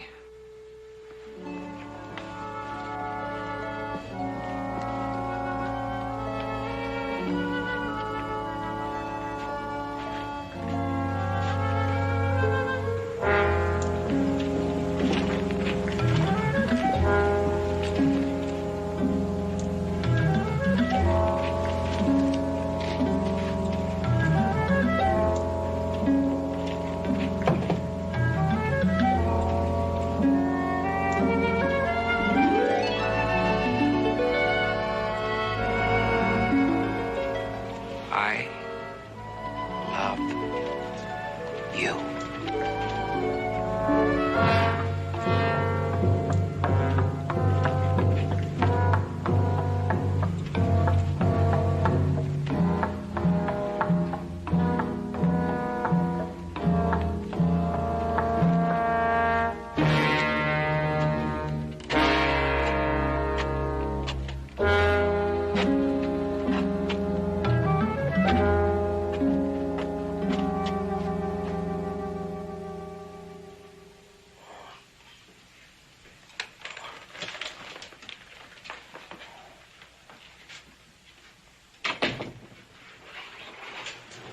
I just dropped by to see how your boy was getting on.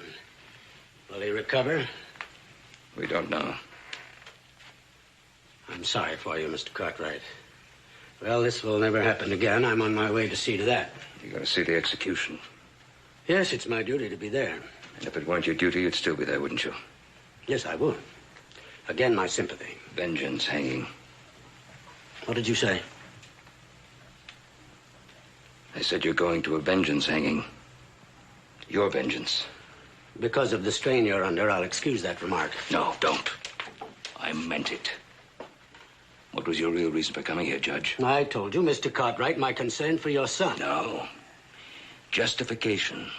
To justify what you're about to do out there. Because if my son dies, that would justify everything for you. That would prove that you were right. And you're not. And you know it. John's murdered a man. He admitted it. No. He admitted to fighting a man, not murdering him. There's no proof of that.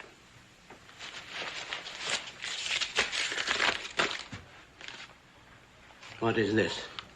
A newspaper article. A story that Stevens was using to blackmail Dr. Johns. Blackmail? Yes, blackmail. When Johns tried to destroy it, Stevens pulled a gun. I don't believe it. Read that article. What you won't find in that story is that Karen Jones is ill. If she was sent back east, it might mean a death. How do you know all this? I learned it from Dr. Johns. He begged me not to say a word of this to you, for fear that you'd take out your vengeance on her, too. Then why do you tell me? Earlier today, you said that you never abused the power entrusted to you. Well, I think you're doing it now. You're sending a man to death because of what you think he did to you, to your wife. Not because you really believe him to be guilty. You're a liar. Then prove me to be a liar. 35 years of your life have been dedicated to seeing that men receive equal and fair justice under the law. Prove me to be a liar. Or better still, prove to me that you're a judge. Not just a man using his power to seek revenge. Paul.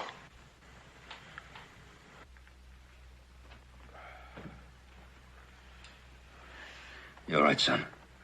Yeah. A little fuzzy. But a dang sight better than I did. A couple of days rest and I'll be ready to go out there and take on that old flea bag that set on me and give him a good whooping. You didn't know if your son would live or not. Johns might have caused his death. Yet you defended him. My son had died. I'd still know that the doctor had done all he could for him. Just as you know that he did all he could for your wife. He's only a human being, Judge. Nothing more. He can't play God. No one can.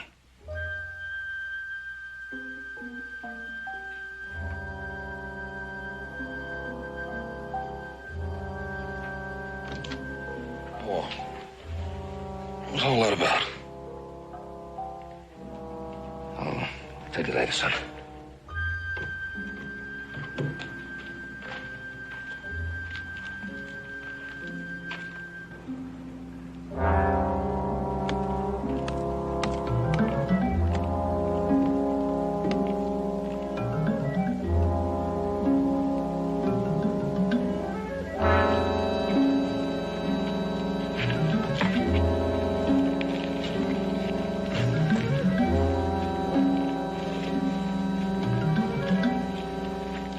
Everything's ready, sir. Just waiting on a word from you, Judge.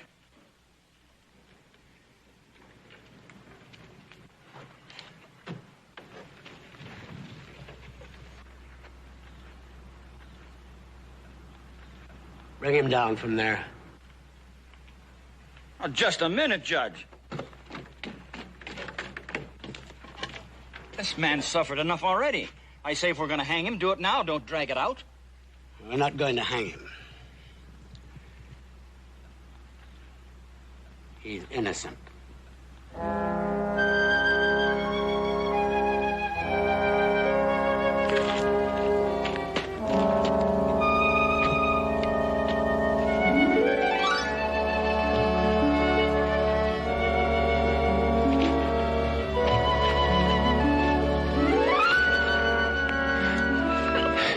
There now. Easy, easy. Dr. Johns, now that I understand, I think I can use my office to see that you, both of you, need suffer no further anguish. Thank you.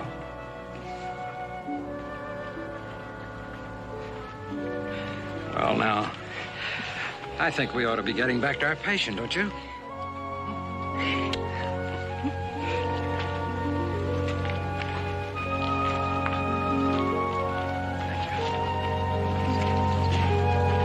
Mr. Cartwright. Thank you.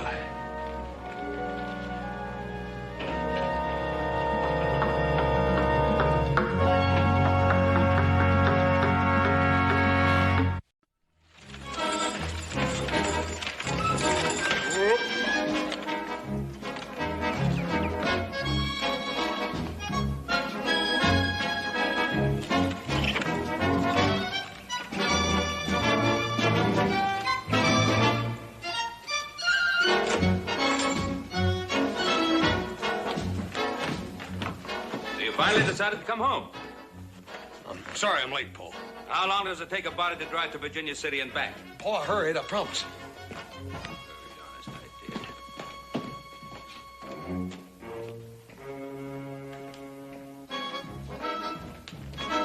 Just 1 minute. Now, what are you so awful busy about? Ain't busy, Paul. Well, did you bring the mail? Yes, sir. It's out there in the buckboard. Did that letter arrive from Carson City? Gee, I reckon, Paul. I didn't even look.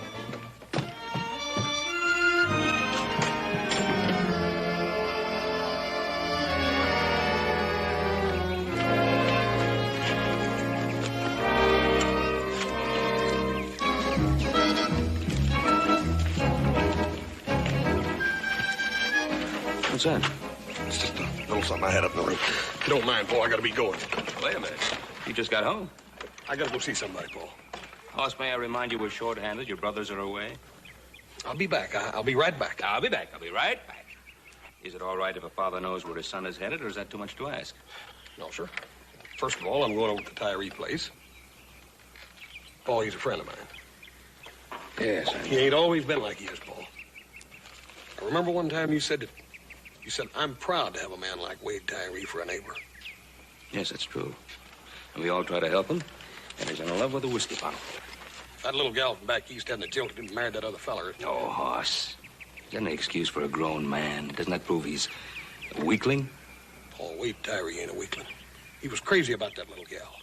He'll get back on the right road. Oh, and you're the good Samaritan who's going to help him out of the ditch.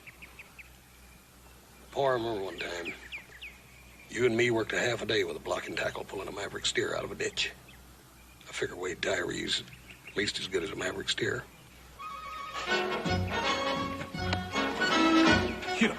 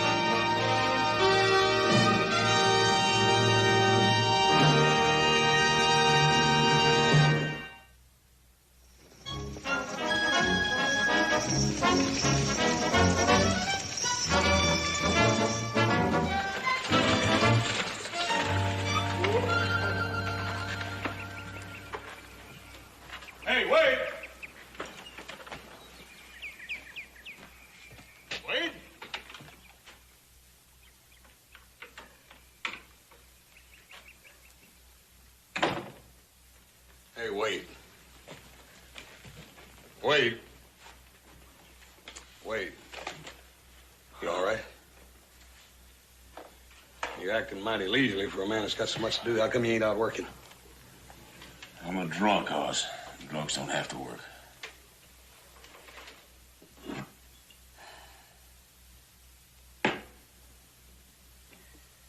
It's empty and I'm still sober. Wade, I've been trying to tell you for months that boozing just ain't gonna get it. Oh. But you're wrong, Hoss. It keeps everything nice and hazy, and that's just the way I like it. Oh, come on. Probably find you another gal one of these days. Fall in love. Might even marry her. Yeah, I'll never make the same mistake again.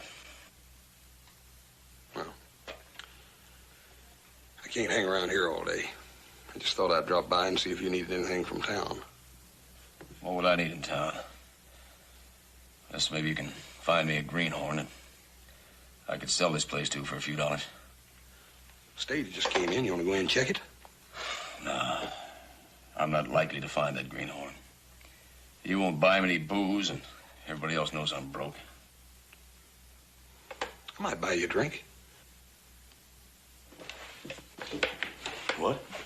Yeah. Sure. I ain't gonna go in there with you looking like that. You need a shave. Go on. Oh. Yeah, all right, I guess I could shave for a drink.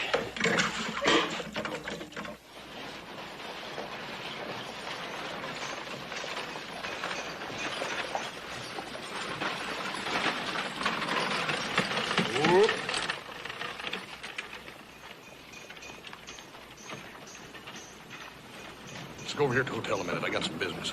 I thought you said we was gonna have a drink. Well, a minute. First, I got some business. Come on over and help me with it. Well, let's have a drink first. We'll get it in a minute. Now, come on.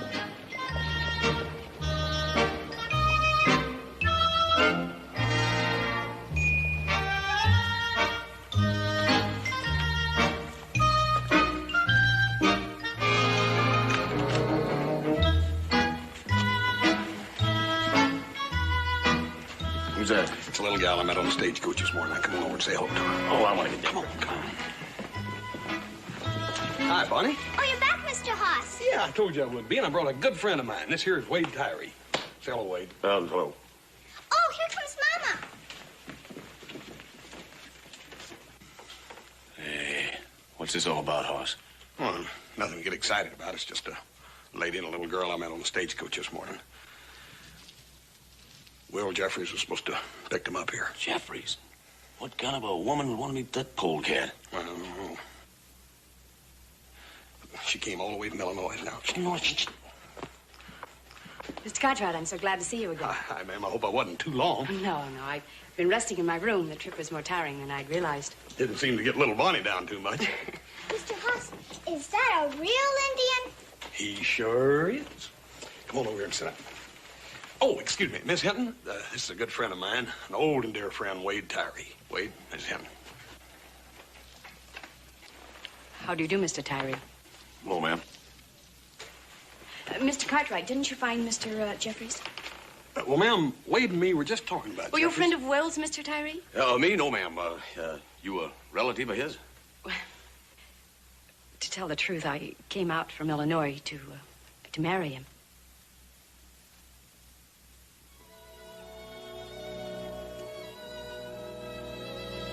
Mr. Tyree, do you... Mr. Jeffries ain't in town, ma'am. Well, then, where is he? He left town last week.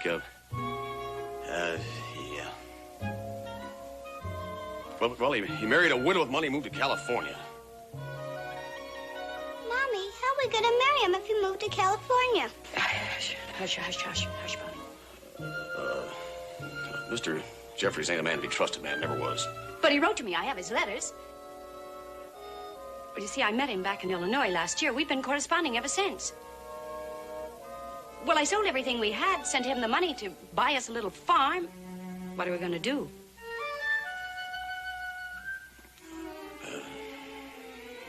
I don't know. There's a stage leaving for back east tomorrow. I can't go back. Even if I have the money, I can't, or I won't. Well, under the circumstances, Mr. Tyree, I came from a small Midwestern town. Everybody knows everything about everybody else. Now, I won't go back there and be snickered at or clucked over. Yeah, I certainly understand, ma'am. I sure am sorry. Well, look, there's something I got to take care of. I'll see you later. Excuse me, please. Bonnie, you take real good care of your mommy. I'll be back in a minute now.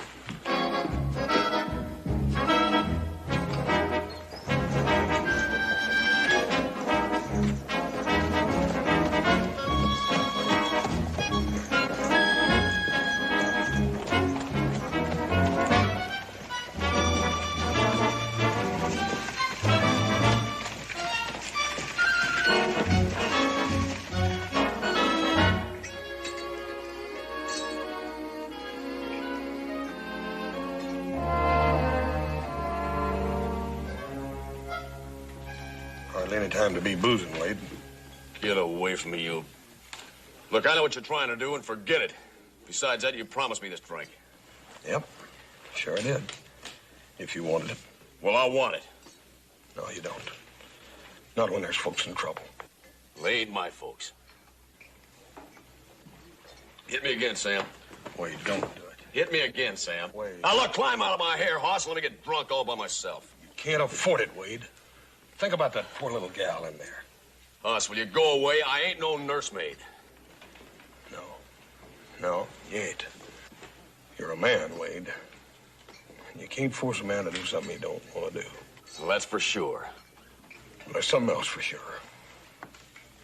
Those folks have got to have a roof over their head. I'm going to take them out to Ponderosa.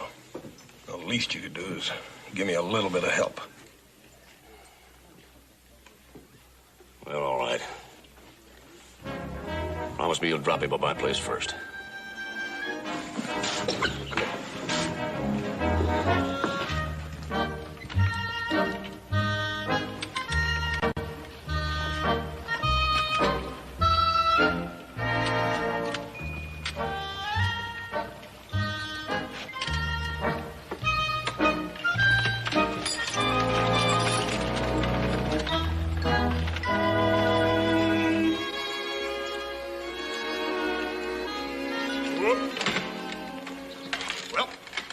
Here it is, Wade's place. Ain't it nice? Oh, it's nice, Mommy. It's nice. Yes, it is, dear. Just like I told you, ma'am. A lot of nice families and big ranches have come from homesteads just like this one, right, Wade? Well, plenty of them failed, too. Oh, not if they had the right folks working them. Hadn't you ought to get started? It's getting kind of late. Probably have one of the biggest, nicest places in this whole part of the country. I don't know whether it's what you had pictured in Illinois or not, but... Mr. Cartwright, I do hope you don't think I'm the sort of person who would just... Oh, no, ma'am. No, ma'am. I just thought that you might be a little disappointed or something. It's getting kind of late. Yeah, I reckon we had, Wade. We'll see you tonight at dinner. Wade's coming over to Ponderosa for dinner tonight. I got things to do, Hoss. Why, Wade, you mean you don't want to have dinner with Miss Abigail here and Bonnie? Oh, no, I didn't mean that. Good. See you at 8 o'clock, Wade. Get up. Bye, Mr. Tyree.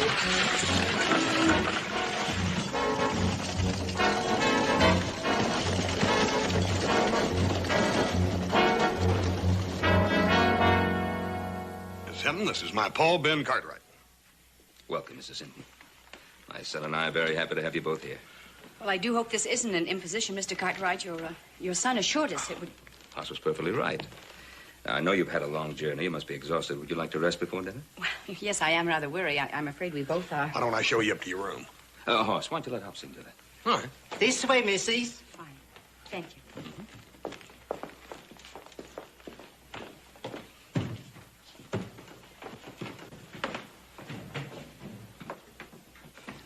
What do you think of him, Paul? Hoss, ever since I can remember, you've been bringing home strays. Now, if it wasn't a motherless calf, it was a stray dog or a stray cat or a bird with a broken wing. Well, Paul, somebody's got to look after him. Yeah, somebody's got to look after them, and it always turns out to be you. Well, Paul, it's me only because I was the one that found them. I found them stranded in town this morning, right at the stage. They just fresh off of it. Will Jeffries is supposed to have met them there. Will Jeffries? That woman was coming here to meet that cheap gambler? Oh, Paul, she didn't know nothing about him. She didn't know what kind of man he was. Oh, it'll work out. It'll be all right, I promise you. Oh, Hop Sing. A very special dinner tonight. And set places for 5. Very special dinner. 5 places. Yes, Mr. Hoss. Right. Wait a minute. 2 Cartwrights and 2 Hintons. That makes 4. Do you have a surprise waiting for me outside?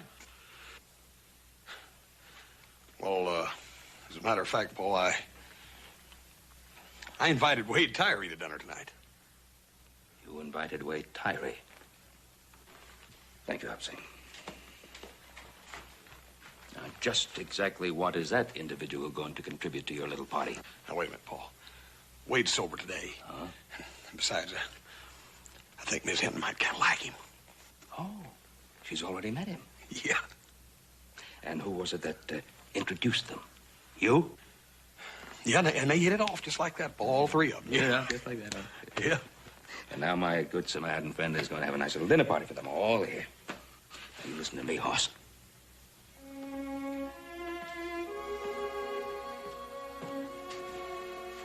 Mama's crying.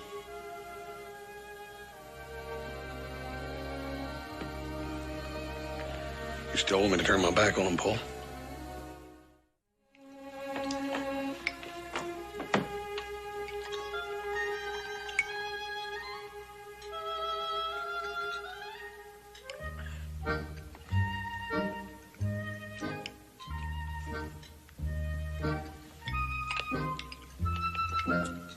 Hey, Bonnie, I bet you never tasted any ice cream as good as old Hop Sing's, have you? This is scrumptious, Mr. Hoss. We got a scrumptious cook. Not scrumptious, Mr. Hoss. Chinese. More ice cream, ma'am? No, I couldn't eat another bite, thank you. What's the matter with your appetite, Wade? That's all I want, thanks.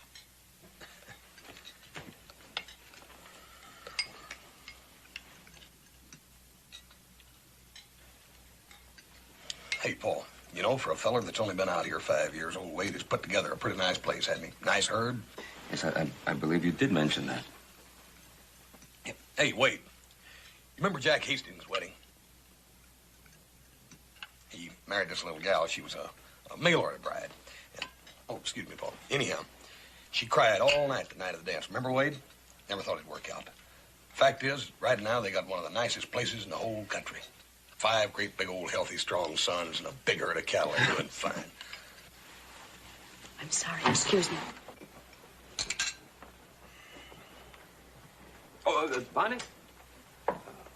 Why don't you and I go out in the kitchen and see if Hop Sing has any more of that scrumptious ice cream? All right, Mr. Cartwright. Wade. Not a word, not one single word. Just leave bad enough alone. All right.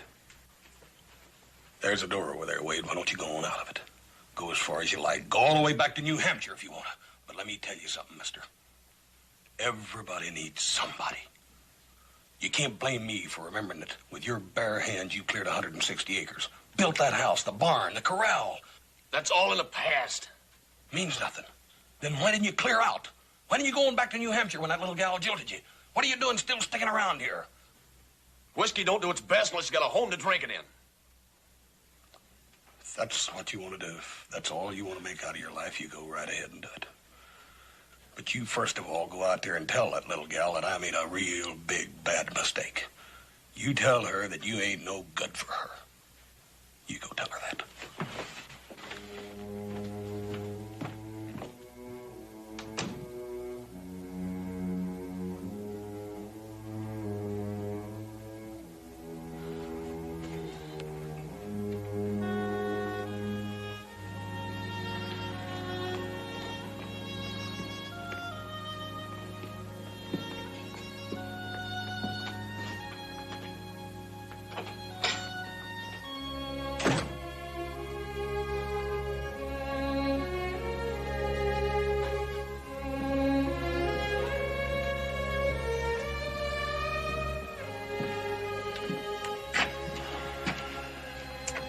Well, it sure is a pretty night, isn't it? Yes, it is. The stars seem so close out here. I want to apologize for the way Hoss has been talking me up. I'm sure he means well. Yeah, Hoss is a good friend. Well, he hasn't told you everything. Well, the truth is, before you get any wrong impressions, well, for the past 3 months, I've been nothing but a common drunk. Mr. Tyree, you don't have to tell me all this. Yes, I do. Well, the point is that I'm no prize, and well, you've seen my homestead. It's no mansion. It sure gets lonely. People can get lonely anywhere. I suppose Hoss told you about that girl I had back east I had my heart set on. Supposed to join me out here. Well, I was wrong. Sort of makes us two of a kind, doesn't it? That's what I was thinking. Mr. Tyree. Exactly what are you trying to say to me? Well, I've been thinking that maybe you and your little girl and me. You mean marriage?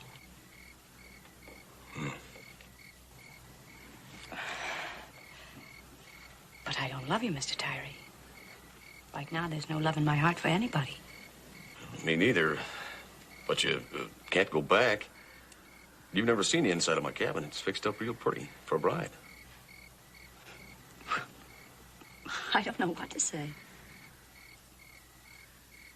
That mail-order bride Hoss was talking about at the dinner table is that true? Yeah, it sure is. Out here in this country, we don't have time for courtship and such. I've seen a lot of those mail-order weddings that worked out pretty good.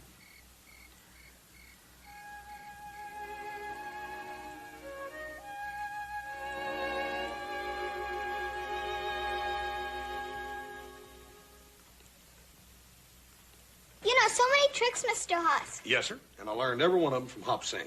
Only Hop Sing do them all right way, not wrong way. Let me show you another. Here, you take the handkerchief and you fold it over like a diaper.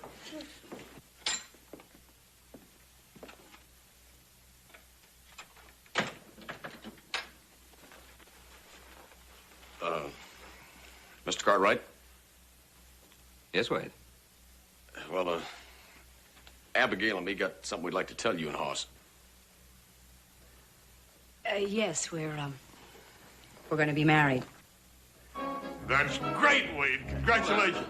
Thank you. Son of a gun. Wishes to you. Congratulations. Thank you, sir. Mr. Tyree, are you going to be my daddy? It sure looks that way, Bonnie. Hey, Wade. Got something here for you. Well, I'll be doggone. Where'd you get this? I threw it away 3 months ago. I figured the time would come when you'd be needed again, so I've been hanging on to it for you.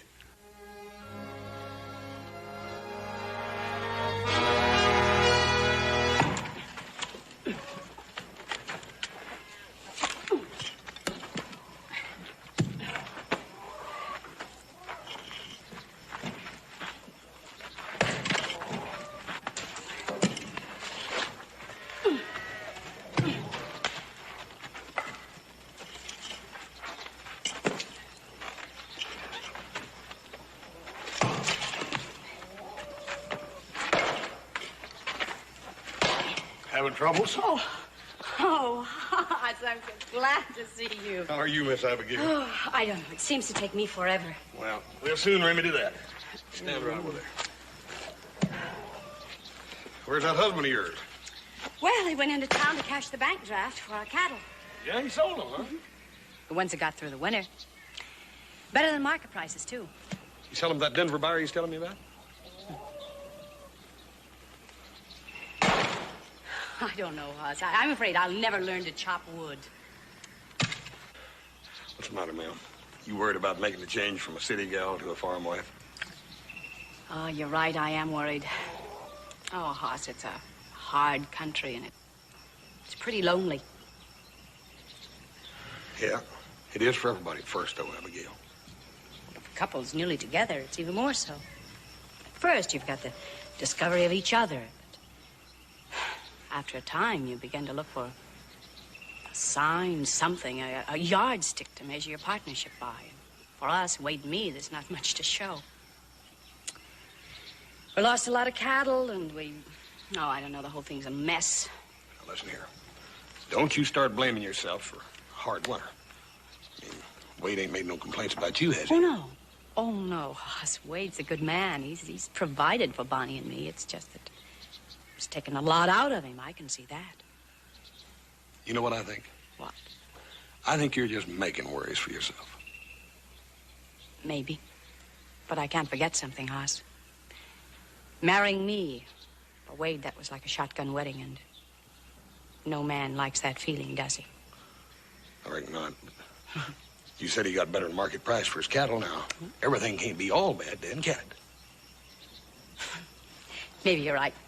Hoss, how would you like to have dinner with us and help us celebrate, huh? I'd be right proud to, Miss Tyree, if you'll let me earn it. Gladly.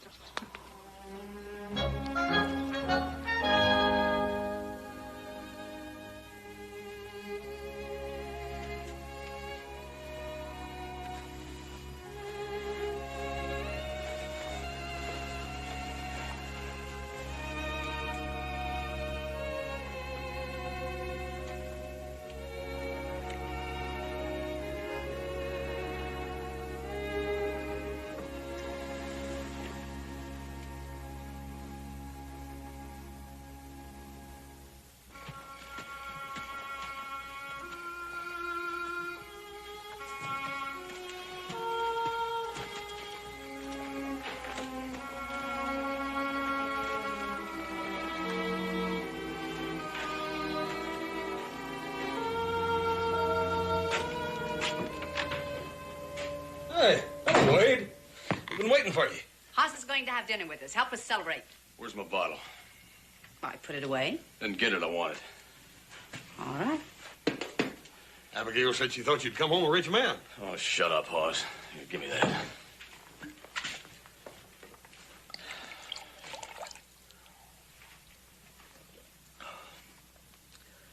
Well, I reckon I'm entitled to that. It's my whole winter's pay, a bottle of rot gut. That Denver buyer gave it to me to seal the bargain. Something's wrong, Wade. What is it? Yeah, I gave away my cattle. That's what's wrong. I pulled them through the worst winter we've ever had. Through blizzards and fighting wolves, and then I give them away. That Denver cattle buyer swindled you, huh? Well, there ain't enough money in the bank to cover that draft. Oh, Wade. Well, can you get the cattle back? I told you they're gone. No, we can't get them back. Wait a minute, that's nonsense. All we gotta do is get a judge and get some papers. Well, where do you think I've been all this time? That Denver buyer sold the cattle to somebody else and then skipped town. The judge says all I can do is sue him. But you know how long and how much money that'll take. Oh, Wade. Wait a minute. Wade. Well, Hoss, it's... Miss Abigail, it ain't all that bad. Wait a minute. Wait, I'll tell you what I'll do. I'll stake you again, and I'll get Paul to give you some stock.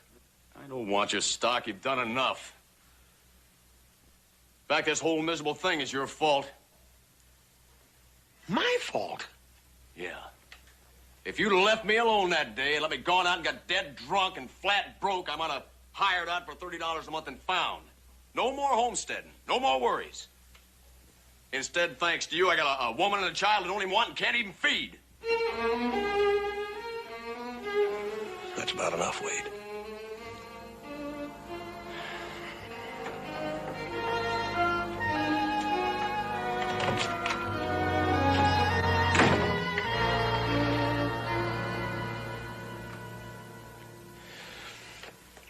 He didn't mean that, Miss Abigail. I promise you he didn't mean it. Sometimes when a feller gets cheated or chiseled, he just didn't mean it, that's all.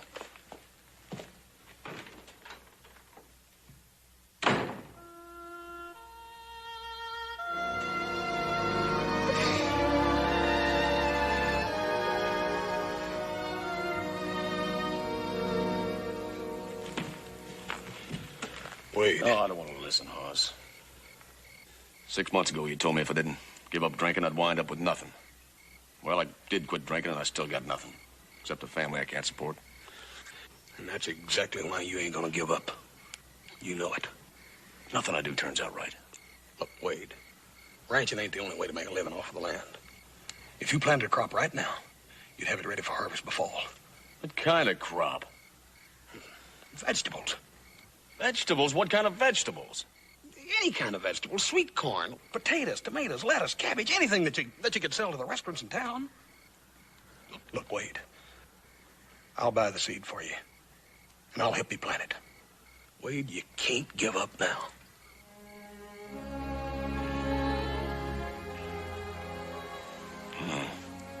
Guess I do owe Bonnie and Abigail something.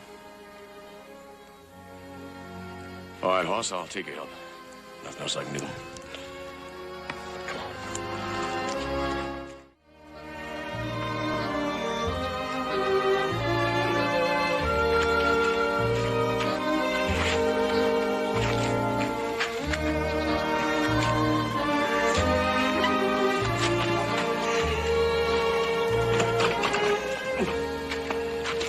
Hey, Paul.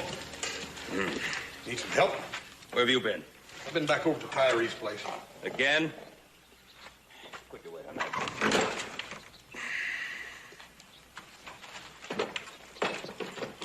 Set it down.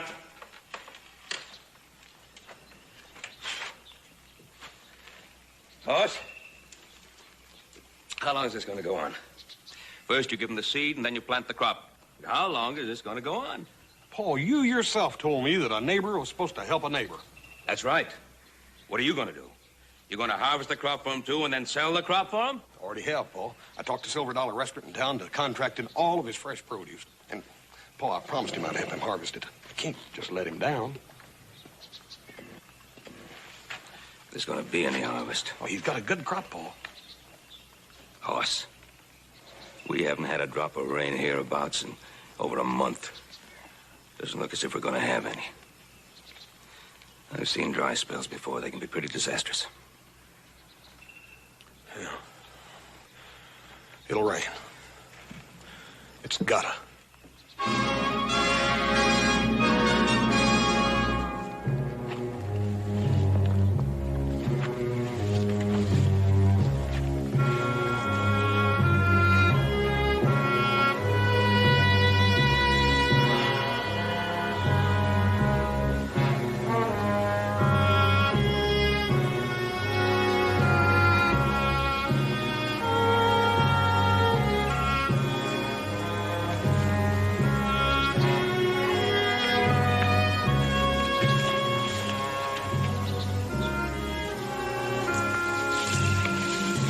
Wade, What do you want? we brought you some water.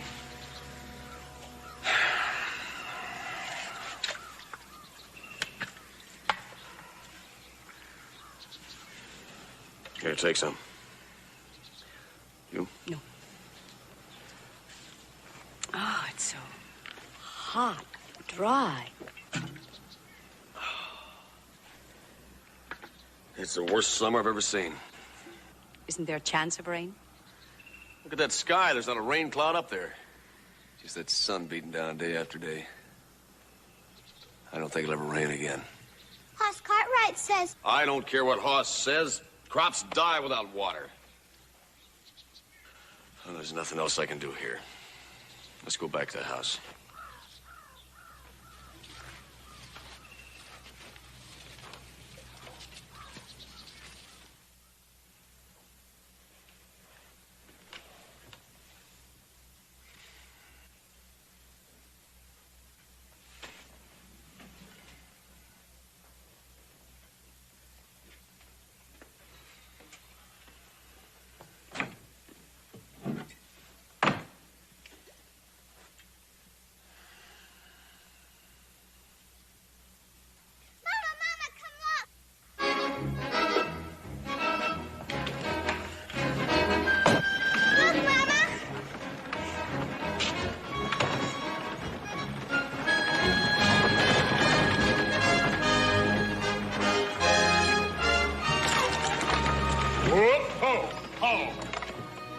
got some water. I got tired of waiting for it to rain, decided we'd do a little irrigating. Well, too late, Hoss. It won't work. I ain't got time to argue with you, Wade. Will you tell him, Abigail? Wait. We can't let the crops die. Come on. Give me a hand, please. Here we go. Up to there. We'll be out in the cornfield if you change your mind, Wade. Get up. Get up. Get up. Get up.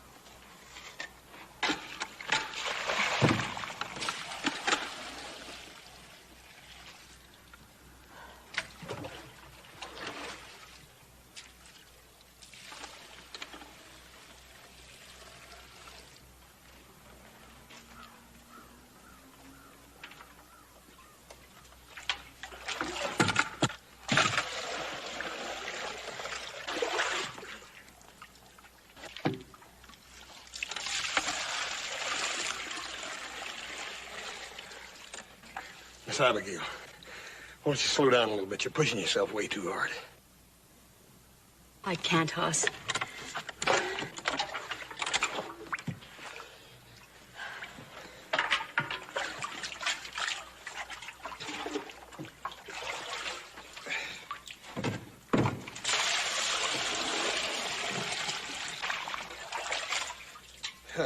That's the end of it. I reckon I'll have to ride back to Ponderosa and get some more.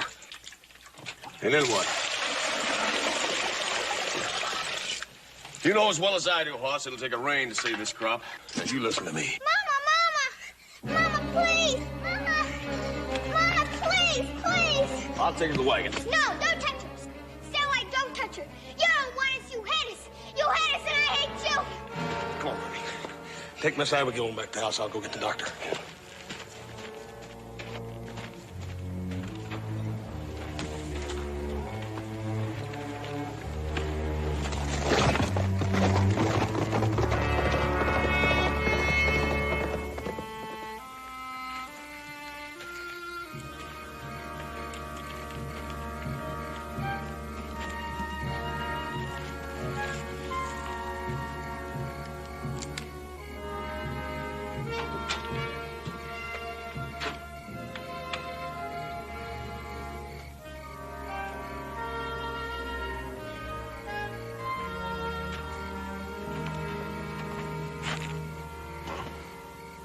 The doctor's in there looking at her now. He told me to wait out here.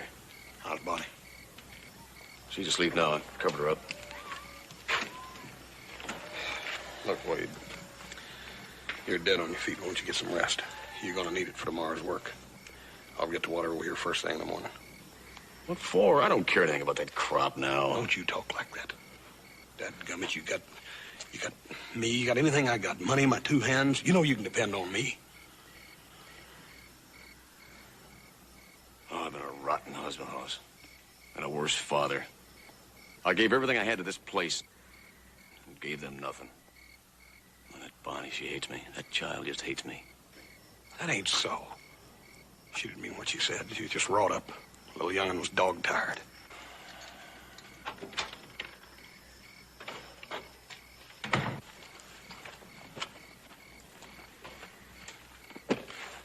Well, Doc? Your wife needs rest, Tyree, but she's in no danger. Well, what seems to be ailing her? Working out the sun too long? That didn't help any. Anyway, you can go see her now. Thanks, Doc. Look, Doc, is there anything I can do? Well, I doubt if Mrs. Tyree will get the rest she needs here. Not with that little girl to take care of. Yeah, I could take him out to Ponderosa. At least you wouldn't have to do any housework or cooking out there. It's certainly advisable, Hoss. I'll see you. Right.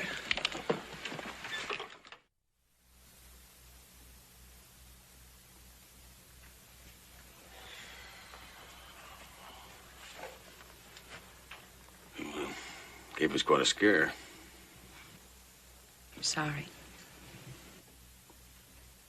He's kind of all worn out. Poor baby. You know, Abigail, this is no place for a young kid. Truth is, I've been thinking. Wade. Huh? I'm going to have a child.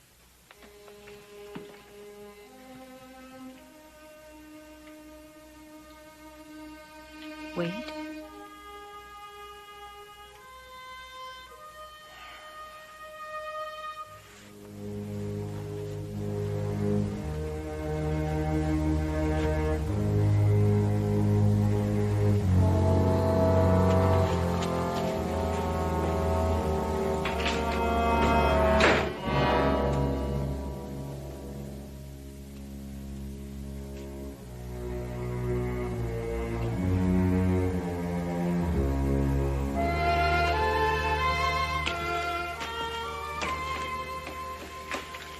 Company all bedded down for the night? Yeah.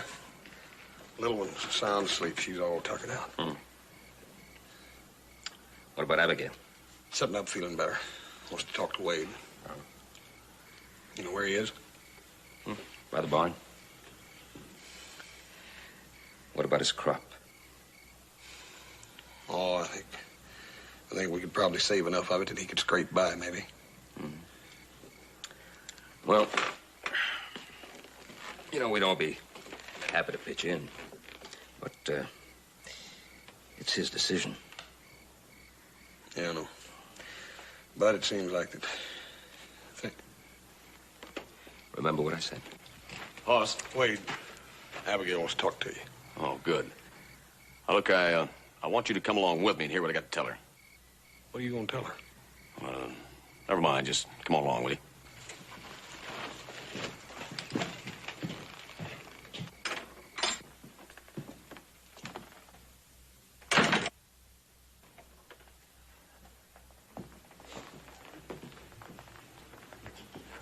Are you feeling any better? Abigail, I got something I want to tell you. I've got something I want to tell you. Well, let me finish. I want to tell you this while I got it all straight in my mind. I want Hoss to hear it, too. Abigail, well, you married the wrong man. It's simple as that. Like I was telling Hoss, I've been a poor husband and a worse father. And I don't blame Bonnie at all for hating me. Oh, now, come on, Wade. You know she didn't mean that. That little gal doesn't hate you. Oh, she hates me. She hates me. I'll never win her trust again. Sure you will. You never lost it. Did he, Abigail? What else have you got to tell me, Wade? Well, I know when I'm late, call it quits. But Wade, what about your wife and little Bonnie? I'm going to send them back to Illinois. What if that ain't the dangest fool thing I ever heard of in my life? I've got my mind made up. But I'll still need your help, Hoss. What kind of help? I need to loan us some money to get them back there and keep them going until I can pay for their support. You figure that's the right thing to do?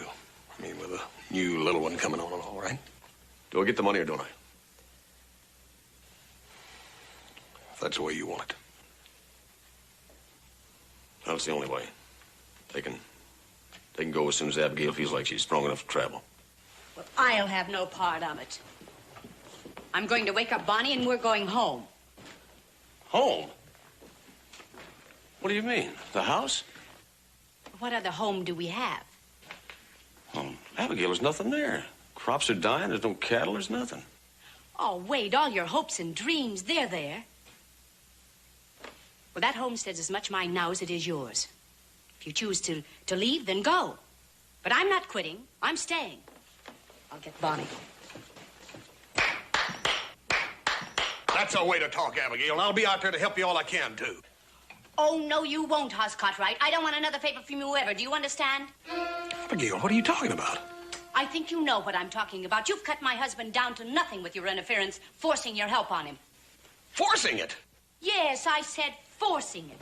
Well, just remember this, Hoss Cartwright. You're not going to do that to Wade Tyree's wife and children. We're going to make that homestead work. Why, Wade built that house with his own two hands. He cleared and plowed our land without your help, and I guess we can do it, too. Abigail, Wait a minute. You let my wife talk. Yes. He's no doormat for anybody. He can stand on his own 2 feet. He doesn't need you or anybody else to prop him up. You're doggone right. All I need is my wife and family. And another thing, Hoss Cartwright, you... What did you say? I said all I need is my wife and family. Oh, Wade, Bonnie loves you. All she needs is for you to let her know that you love her.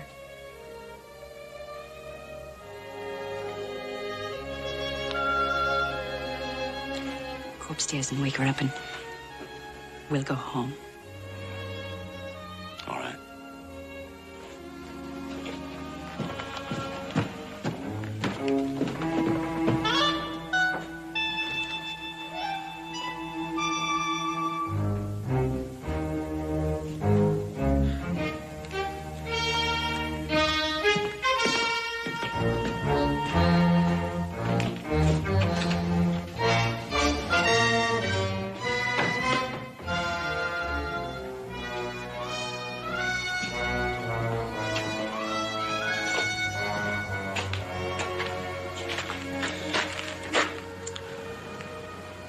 What's the matter, son?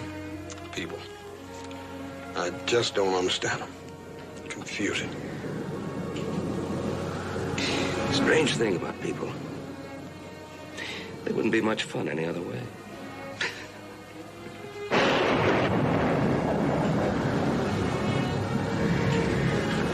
Rain's coming.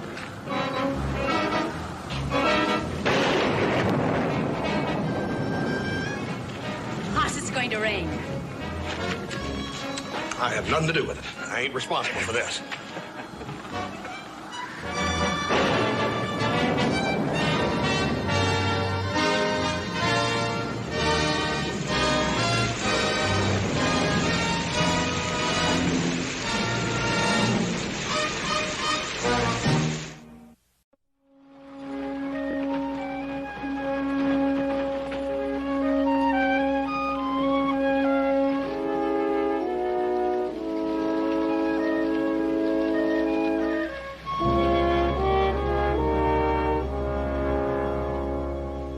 That'll be all, Judge.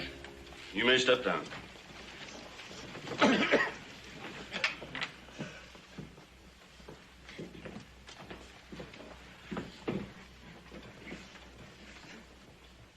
You have heard the evidence, gentlemen of the jury. You will weigh that evidence in privacy and render your verdict. A sober and unenviable task, but you must face it with responsibility.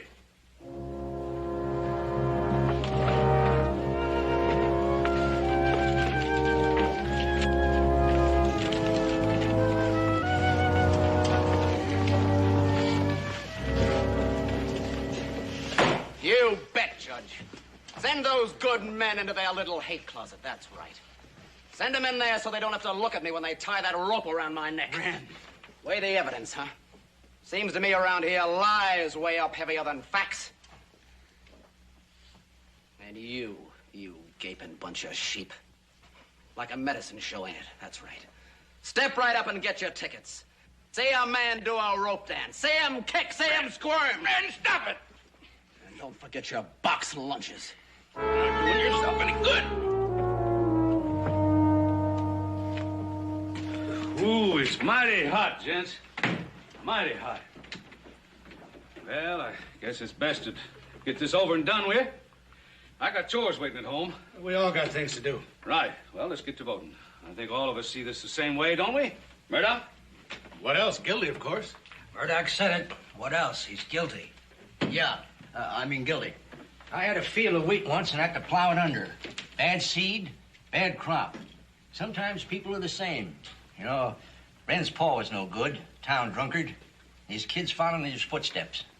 I vote to hang him. Guilty. Good, good. Barton? He done it all right. Guilty. And now, with it? Oh, you look disturbed. Don't tell me. Yes, Mr. Breeze, I am disturbed. Disturbed by this talk of getting out of here because it's hot or because there are chores waiting. Like all the rest of you, I feel that Jamie Wren is guilty, and I'll vote that way. But I want it known that it's because of the logic of what I heard in the courtroom, not because I'm all fired anxious to get this over with. Oh, of course, Williams. The point is, we all think he's guilty. What's the use of dilly-dallying around? Oh, one more vote, we'll have this behind us. Just give us your guilty. We've had enough oratory. I ain't much on oratory, Mr. Breeze. Just remembering what the judge told us. He called it reasonable doubt. I reckon that's what I got. Are you going to tell me, Hoss, that you doubt Jamie Wren's guilt? Yes, sir. I guess that's exactly what I mean. I gotta vote not guilty.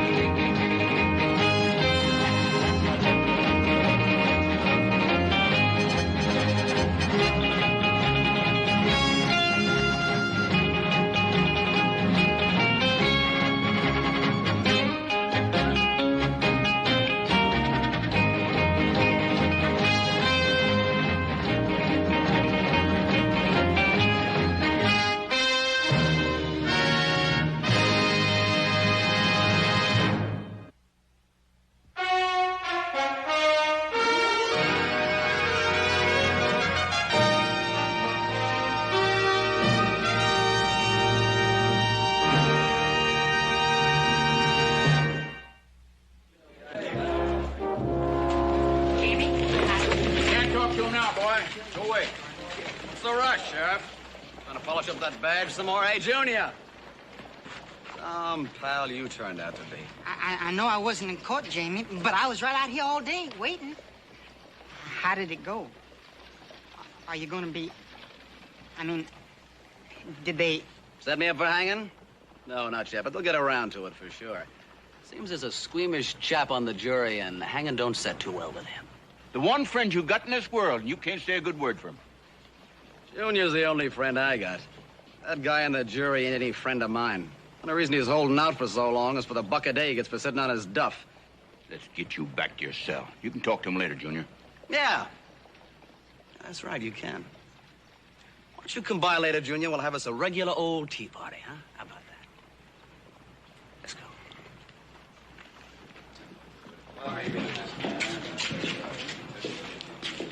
How'd it go, son? Not so good, Paul. Hoss Cartwright, have you taken leave of your senses, wanting to turn a killer loose in the streets? If I thought Jamie Wren was guilty, I'd have voted that way. Seems to me somebody's been talking out of turn. What goes on in the jury room is not subject for gossip. You can't keep such disgraceful goings-on a secret in this town. Hoss Cartwright, I've known you a long time, but I must say you're a real disappointment to me. Come, Henry. You know, Hush, she's right. Everybody in town feels the same way. Maybe that'll make you change your mind. Mr. Murdoch, it's how I feel that matters to me. Now, let me put it this way. I don't intend to stay cooped up in that jury room sweatbox because of your muley attitude. Guess we'll be heading home, son. Hoss Cartwright. I hear tell you holding out, Hoss. Holding that Jamie Wren ought to be let off. That's true, Mr. Olson. But We ain't supposed to be talking about it out here. The judge said it was supposed Don't figure how you can really feel that way, Horse. Jamie Wren did what I said he did in court, and that's plain fact. Well, sir, I tell you, Mr. Olson, I did what I thought was right, and that's plain fact. I'll hold you no grudge for that, Horse. A man can only vote what he thinks is right. But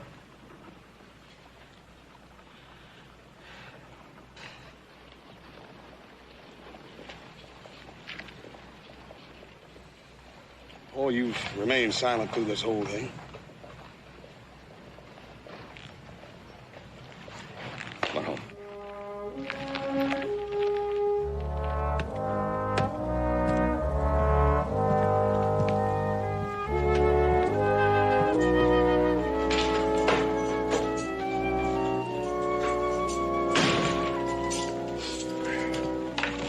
Here's your dinner, son.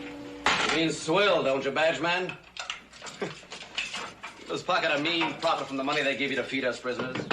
Huh?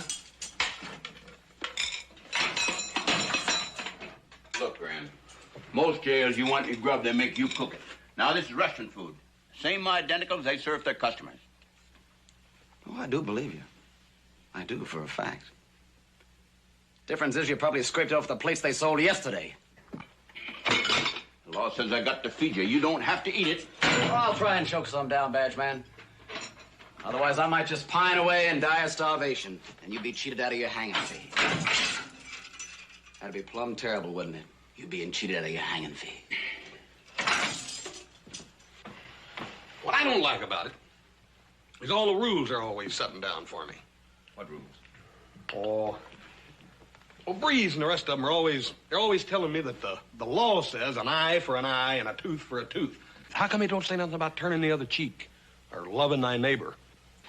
What are you getting at, Hoss? Well, Paul, Dad burn it, poor little Jamie Wren would have a better chance if he's a total stranger. Dad burn it, I just can't see him killing a man in cold blood, that's all. Hoss, you gotta be careful about something. You gotta be careful not to let your heart rule your head. A man who sits on a jury, he's gotta be logical.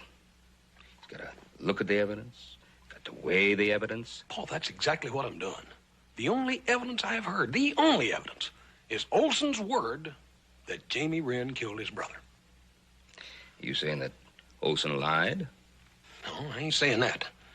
But what I am saying is that it was dark that night, Paul. It was real dark.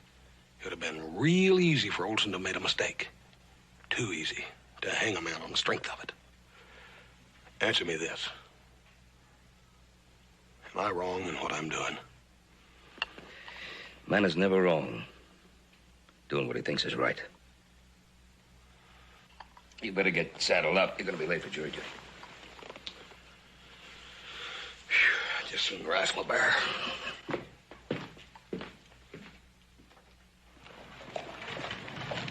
Oh, Oz.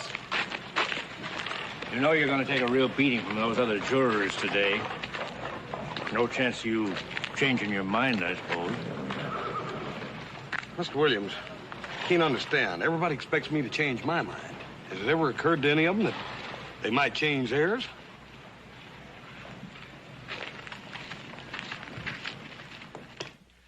I'm telling you, Judge, dismiss this jury and start over again. That Muley Cartwright's the only man in town thinks... Mr. Murdoch, get one thing straight. No one tells me how to run my court.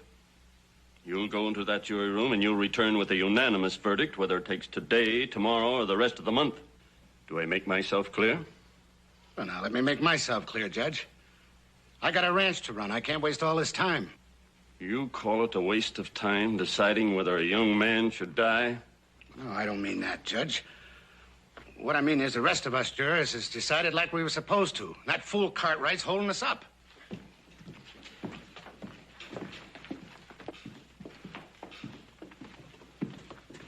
Everybody's here now. Let's get going. Yeah, sure. Oh, Mr. Breeze. It's come to my attention that certain jury members have been discussing the deliberations of the jury with outsiders. That is something I will not tolerate. Yes, sir.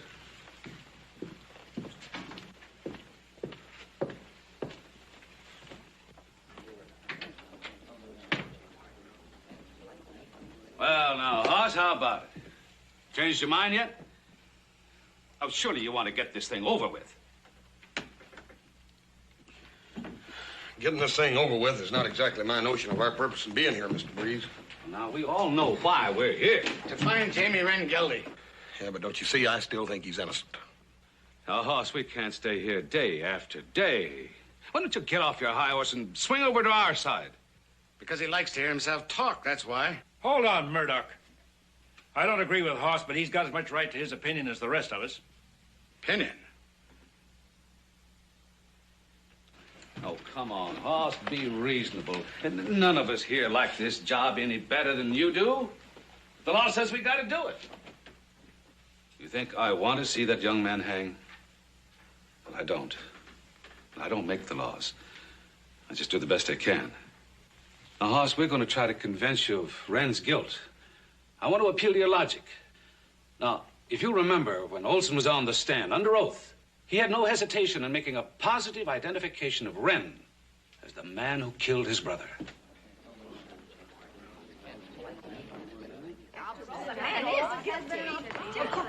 Judge Crane, has the jury come to a verdict? Or is that Hoss Cartwright still acting like an obstinate donkey? Mrs. Taylor, I must remind you that what goes on in that jury room is not your business, nor is it mine. To answer your question, the jury is still in session. Good morning, ma'am. Ladies.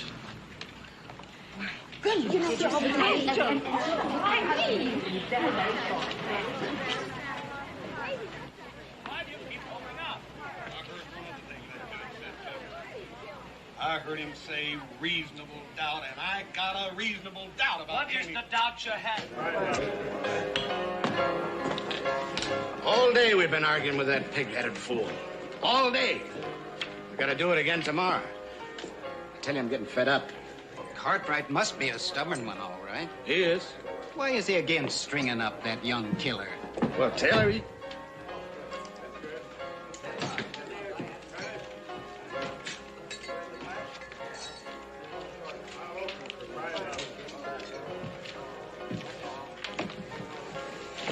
Cal, man, whiskey.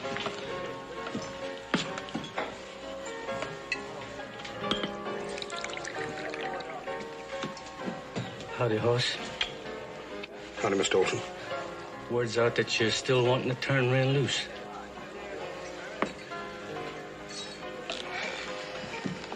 Sorry, Mr. Olson. I'm sorry, too, Hoss. I'm sorry about that young Wren boy. I hate to see a man die. But he did kill my brother, and the law says he... Mr. Olson. Please, Mr. Olson. I'm sorry. You know, Mr. Olson, us jurors ain't allowed to talk. Seems like some of us don't want to talk. But you can, Mr. Olson. You can. Now, come on, Mr. Olson. Tell us again, just like you did in court, how Jamie Wren killed your brother. I don't see how it could do any good, Mr. Murdoch. But I wasn't there, Mr. Olson. I didn't hear it. Go ahead and tell us. Well, there ain't not much to tell. It's just that my brother and I woke up that night in our cabin and we saw Jamie Wren stealing our money box from the fireplace where we hid it. We jumped him, but he had a gun. He shot my brother and run off with the money box. Every cent we had in the world. Yes, sir, that's just how he told in court, under oath.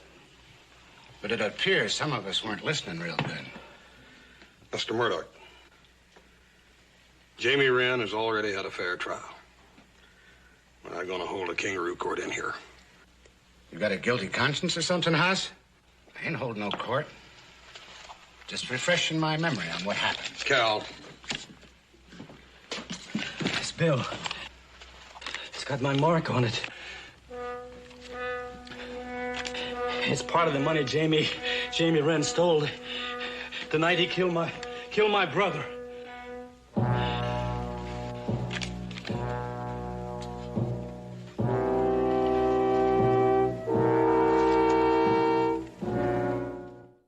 Mr. Olson, you say all your money was marked like this? Yes, the sheriff, it was. And Jamie Wren stole every cent of it, right? That just about decides it, don't it, Judge? You got no choice but to call a mistrial. There's no need to declare a mistrial. The jury will reconvene in the morning. I'll hear no more talk on the subject. Hoss, you're just gonna have to figure out where you might have picked up that money. Dad, burn it, Roy. I've been trying. Backtrack myself. I paid a bill over at the livery stable, and I bought some stuff from Jake and a couple other things. I don't know. I must have got it back in change or something. I don't know. You had another thought, Mr. Olson? Well, it was real late that night when I saw Ren rob us and shoot my brother. I run over to the sheriff and got him out of bed, and he grabbed Ren before morning. But then Jamie couldn't have spent any of that money. It had to be a bribe. Murdoch, that ain't so, and you know it. Listen, Hoss, you vote guilty like the rest of us. Then maybe nobody can say you took a bribe. I better not hear anybody say that nohow. Hoss, it's been a long day. Come on, let's get out of here.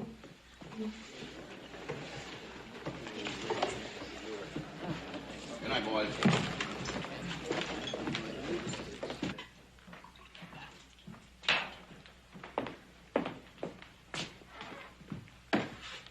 Well, go on in. Hey, yes, sir. Don't take too long now, you hear? No, sir. They've been doing a powerful lot of squabbling down in that jury room, Jamie. I've been listening to him from out in the alley. It's just an act, pal. No, it ain't, Jamie. No, it ain't. That big fella, Hoss Cartwright, he's been taking a heap of abuse and nip from them other jurors. He can stand it. The $1 a day he's getting, he'll give in when he's made his money and had his fun. If he does, they'll... That's right, Junior. They'll string me up, and they'll waste no time about it either.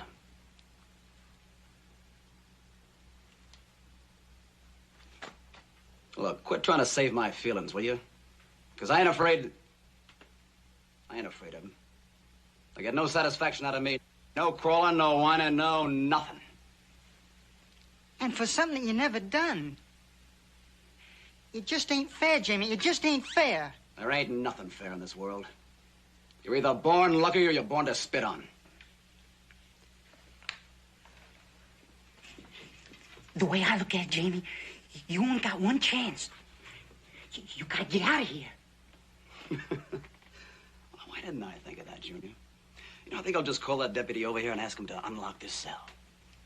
Please, Jamie, you've been the onlyest friend I ever had. I'm gonna get you out of here.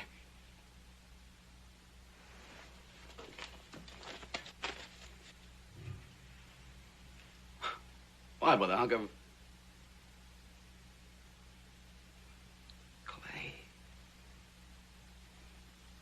What are you gonna do? Shape up an Indian totem and get rid of the evil spirit?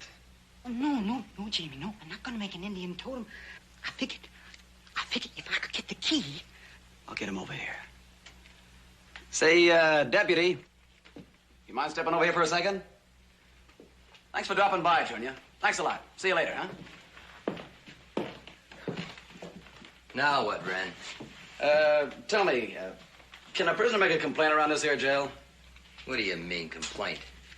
Here's what I said. There are a few things I don't like around here. First of all, the food. It stinks. Then there's that other thing there. What are you getting at?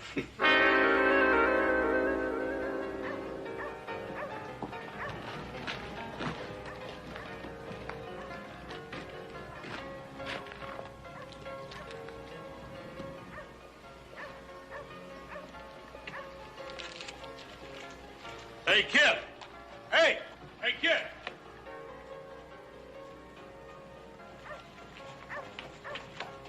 I didn't do nothing. Nobody said you did. I just want to talk to you a minute, that's all. You know who I am? Who don't know that? Your Hoss Cartwright. The one that's been holding out. And Jamie says you're just doing it for the $1 a day you get.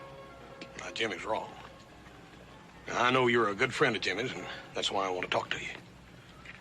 I want to talk to you about that money that was stolen from old Olson. Some of it was found in my pocket tonight. Huh? You wouldn't know anything about that, would you? Hey, now, you ain't accusing me. Ain't nobody accusing you of nothing. Just some of the fellers are talking like maybe Jamie might have given you some of that money to keep for him. Oh, so So Jamie's right, ain't he? You don't think he's innocent. Well, let me tell you something. He couldn't have given me that money because he didn't steal it, and he didn't shoot old man Olson neither. Boy, how can you be sure of that? Let me tell you something. It's the gospel truth. I told Jimmy I'd lie for him. I said that I was with him the night of the killing, give him an alibi. But he wouldn't let me. Not Jamie. He said that he was innocent and he didn't need no lies to prove it. Maybe you wouldn't understand that. Yes, I do. I gotta go.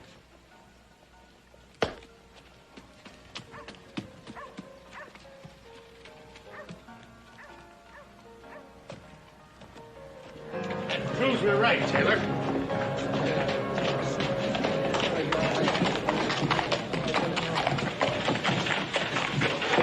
Them Cartwrights. Them high and mighty Cartwrights. Listen, you boys spread this story real good. Tell everybody Cartwright had some of that stolen money on him. Spread it real thick, you hear? We'll see to it, all right.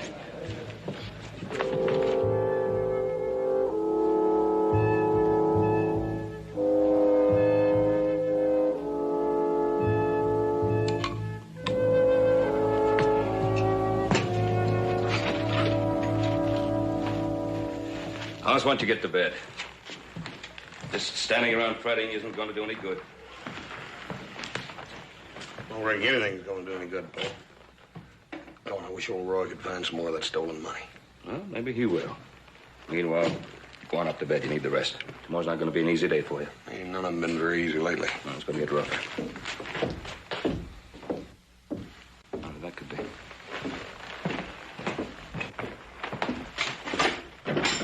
Adam. Pop?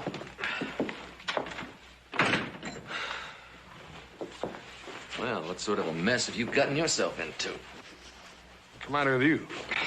What sort of a mess have you gotten yourself into? And what are you doing here? Where's Joe? He's back in Carson City with the stock. Cattle buyer sent word he wouldn't be there till Monday, so we flipped a coin to see who'd come home for a couple of days, and it looks like I lost. Well, what a reception I got in Virginia City, thanks to you. Well, you got stuck in your craw. What happened to your hand? I had to fatten a couple of faces because of you.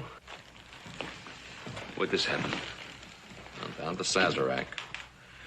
Wasn't my seeking. A couple of guys were shooting their mouths off about how you were taking a bribe to get Jamie Wren off, and they kept it up until I had to plow into him. Well, that ain't the half of it. I know. Sheriff Coffey told me the rest of it. Seems that Bud Murdoch and his friends have got the whole town suspicious of you. I don't understand that fella Murdoch.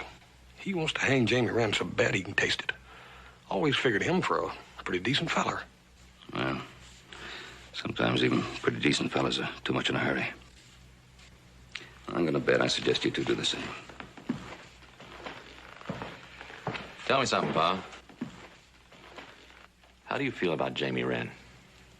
You think he's guilty? Well, I'm not going to discuss it in front of a member of the jury. Tonight? Never figured anything had come up me and Paul couldn't discuss. I reckon the law changed all that. Oh, now don't get him wrong. He's not feeling bad because of the family name or anything like that. It's because of you. He knows you're in a heck of a spot, and he also knows that you got to make up your own mind. Well, listen, since you got me this, how about give me a hand with my horse, huh? Yeah.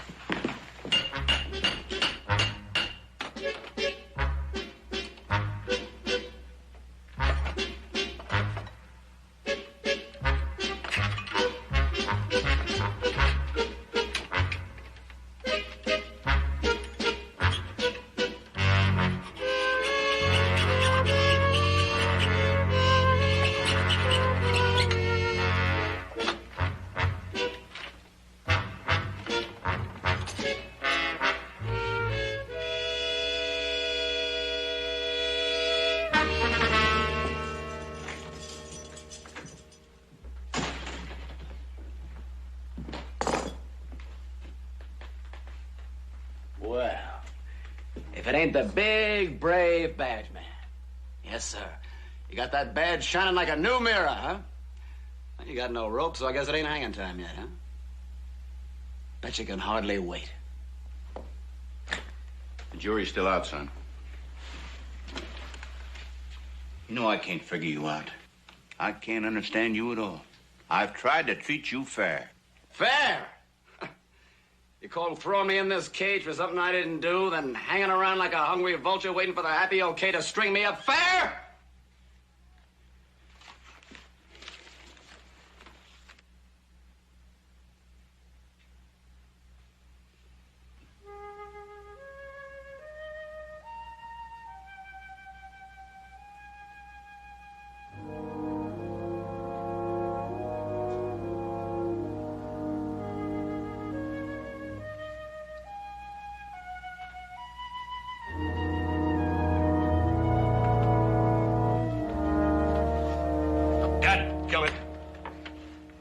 You've been yammering at me for days.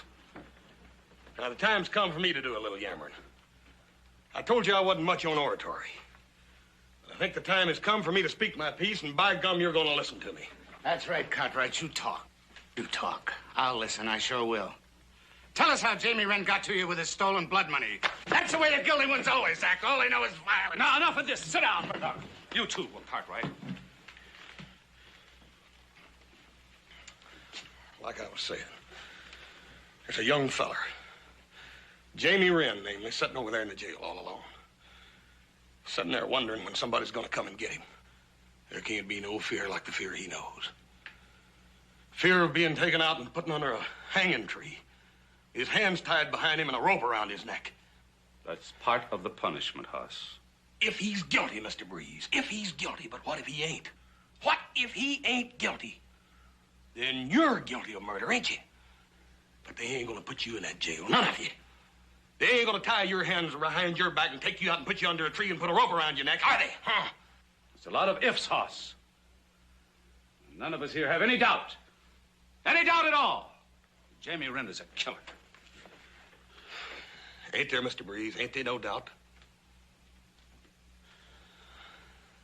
Is that true, Mr. Breeze, or is it just that all of you's got it in your head to hang Jimmy Wren?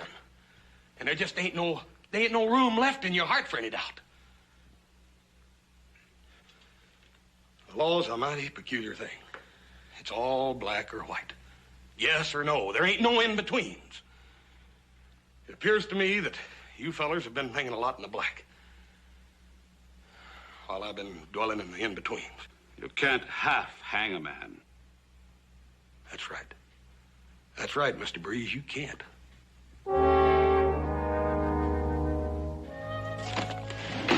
Well, I'm going over to the restaurant for my supper, son. I'll bring yours back with me. Just don't stuff yourself, Badge Man. There won't be any scraps left for me. All right.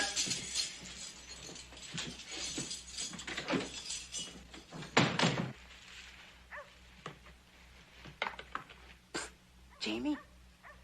Psst, Jamie.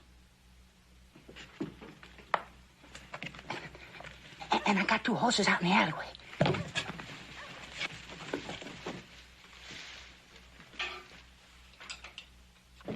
Hey, Hoss, you still in town? Yeah, hi, Roy. Hey, Roy. You run on any more of that stolen money? No, I ain't. And I checked every store in this town. You know, Hoss, it does seem likely that if somebody else stole that money like you think, that there'd be more of it around. Yeah, it does.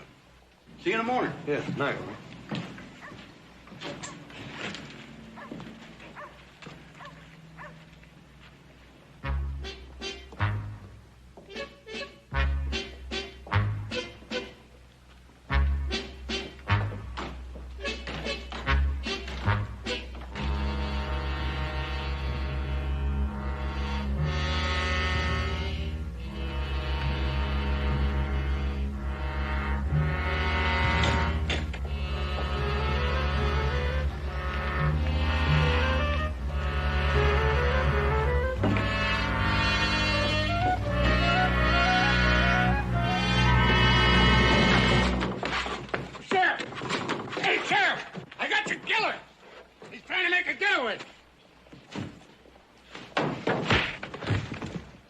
Tell me where you hid that stolen money. Admit you killed poor Olson. Hold it there, murder! You hear? Hold it down! I'll take over now. You tried to escape, huh? You bet he was. He'd have made it, too, if it wasn't for me. You seen that, Cartwright? You seen this murdering whelp make his escape? You think he's innocent now? Murdoch, you better come along with me. As soon as I lock him up, you can give me your full story. Come on. I tried, Jamie. I really tried. You come along too, Junior. Come on.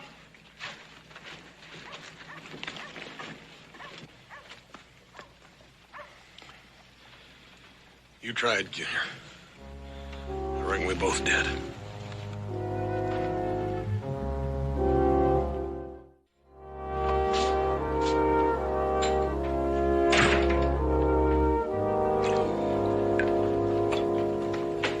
How'd it go today? Not too good, I'm afraid. How's the hand? Coming along real good. Sheriff Coffey find any more of that marked money? Oh. Jamie Rand tried to escape jail tonight. Sure doesn't do him any good. No. Makes me wonder if I ain't been wrong about him all along. You're changing your mind, huh? Yeah, I reckon I am. I guess it's about time I started doing like Paul said, start thinking about the evidence and not so much about my feelings. That's kind of what a juryman's supposed to do. Just one thing that bothers me. Adam, you do me a favor? Yeah, sure. What is it? Well, look, I gotta know for sure. I gotta know for certain that Olson recognized Jamie Wren that night and not just thought he did. Well, Sheriff Coffey said they tested his eyes in court. Well, they gave him a printed page of small print to read, and he read it right off. But that ain't the same as recognizing a man in the dark and from a distance, especially when you're in shock from seeing your only brother shot down right before your own eyes. See what you're getting at. What would you like me to do? I'd like for you to go out there and talk to him. Go out there while he's calm and collected and talk to him. Check on him. Make sure, Adam. I gotta know absolutely sure. Why haven't you talked to him yourself? Well, I thought about it, but the judge said we jurymen are not supposed to talk to anybody about the case except in the jury room. But I figured you being my brother, you know. I understand.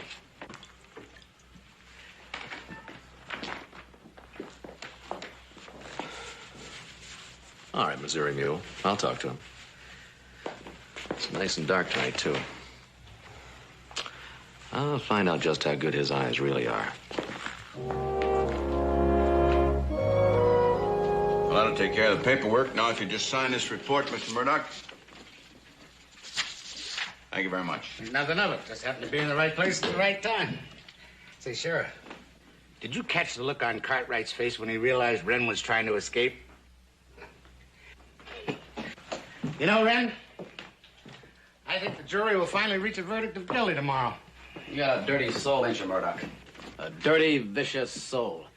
And you got the devil's taste for pushing misery on those that can't fight back. You talk about me killing. You got your own special way of murdering.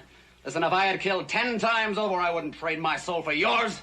I don't have to take that from you, Wren. Mr. Murdoch, I'm going to have to ask you to leave. I don't allow nobody badgering my prisoner. Just remember something, Sheriff. He wouldn't be your prisoner no more if it wasn't for me. Now, that sort of makes him my prisoner, too, doesn't it? Hmm? Yeah?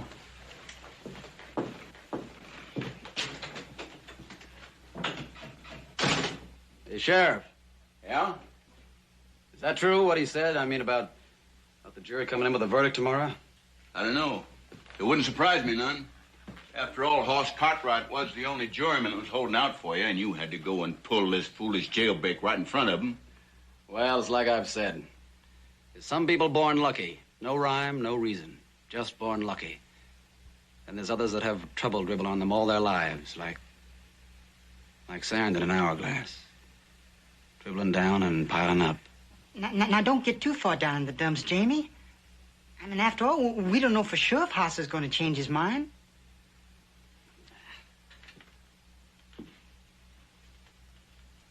Hey, Badge Man, where's that supper you was gonna bring us, huh? Yeah, we're hungry. That's right. You get it, boys, just as soon as my deputy gets back.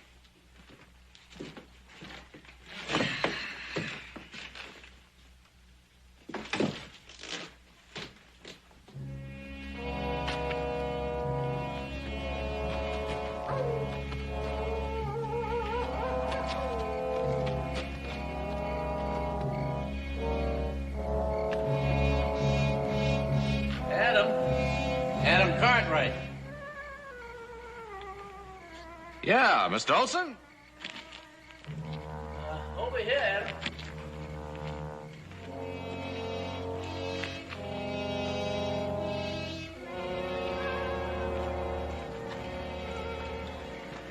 Evening, Elmer.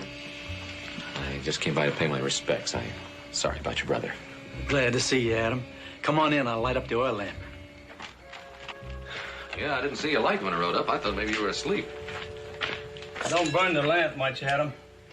Oil costs money. Besides, I got eyes like a cat.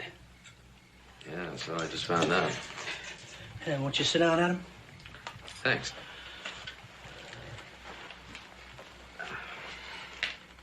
Did Horst tell you to come out here? Yes, Yalmer, as a matter of fact, he did.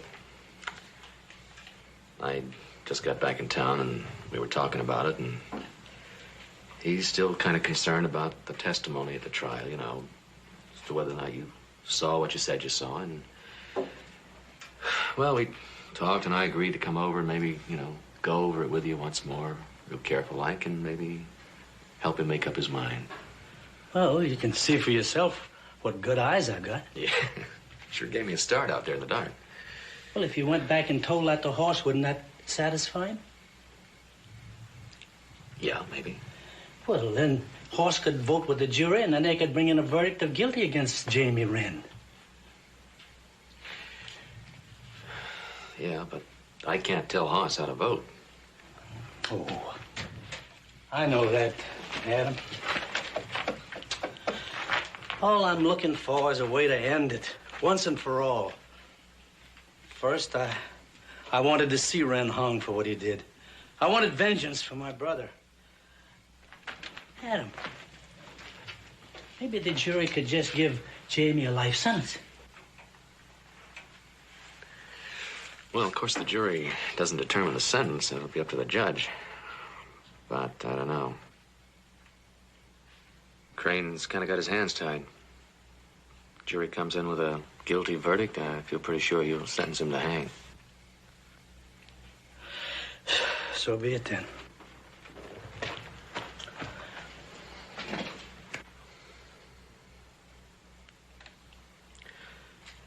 Tell me, Elmer, where exactly was that box when Jamie took it?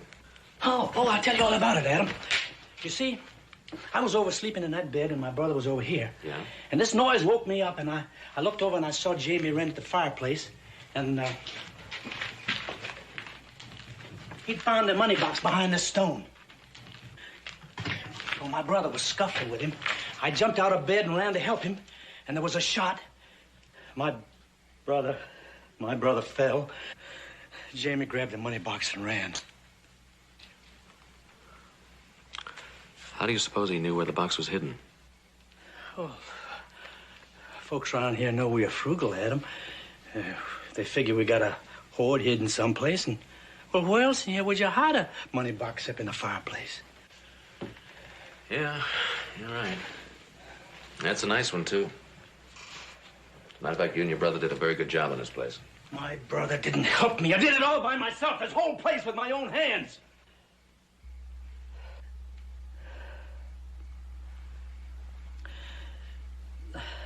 My brother wasn't very good with tools, Adam.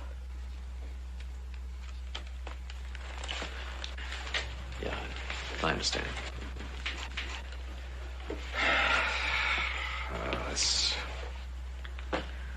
This whole thing's been a sorrowful mess. Yes, it sure has. Oh, Adam,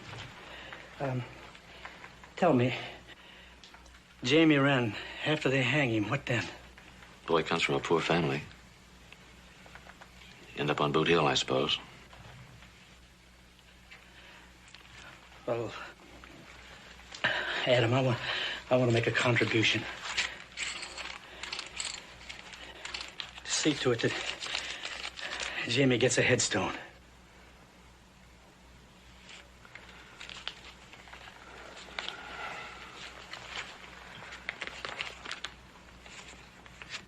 Very generous of you, Elmer. Well, thanks for your time. I'm sorry about your brother. Better be getting along. Oh, I'll walk you out, Adam.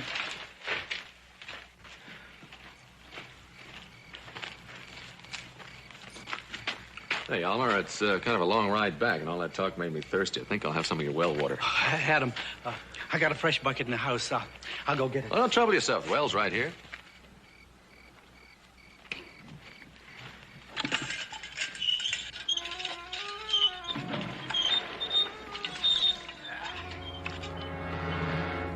No, wait a minute, Adam.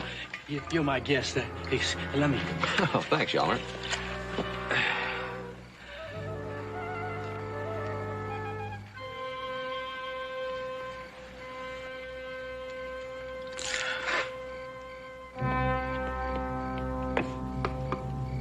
Got a loose stone there. You ought to get that fixed. Thanks. Good night.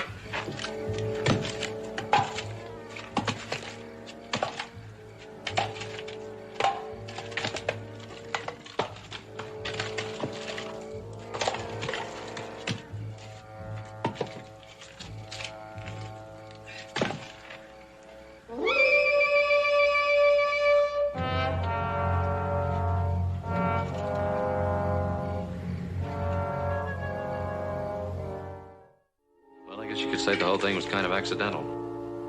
Anyway, when I rode off, all the pieces sort of fell together, and I decided to double back. And I found him there with the money. What do you got to say for yourself, Mr. Olson? Well, my brother was always wanting to spend our money, buy land. Money's too precious to squander like that. We argued, and I killed him. But what did you want to try to throw the blame on Jamie Wren for? Because he was the easiest one, always getting into trouble, sassing people. Everybody knew he was no good. Who'd ever think he was innocent? Sorry I put that dollar in your pocket, Horse. I just had to do it. I wanted him to think you was mixed up in it. Mr. Olson, I don't understand, huh? How could you let an innocent man die for a crime you'd committed? Well, it was the law said he had to die, not me. I was willing to chip in for a headstone for him. That's mighty big of you. Would you listen to that now? Would you listen to that? Well, badge man, you're gonna let me out of here? You're gonna keep me cooped up in this stinking hole all night long? Now, you take it easy, Jamie. Come on, Olson. You got the wrong man in here. Come on, let me out of here.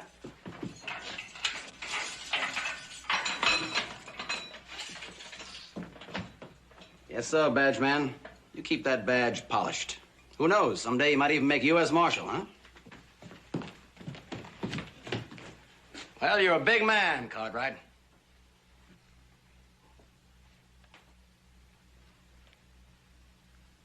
Yeah. You really are a big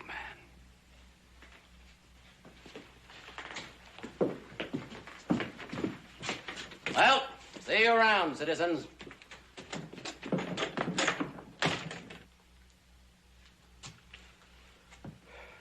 You know, Paul, you was right. That one. You said a man was never wrong when he stood up for what he thought was right. And jury trials are going to be the death of me yet. Now I got to go out and arrest that Ralph Black for stealing chickens, and he'll probably want a jury trial, too. Where in the world am I going to get anybody to sit on a jury for a thing? Hey, you fellas could help me out. Just this once, huh? It pays $1 a day. All you have to do is sit down.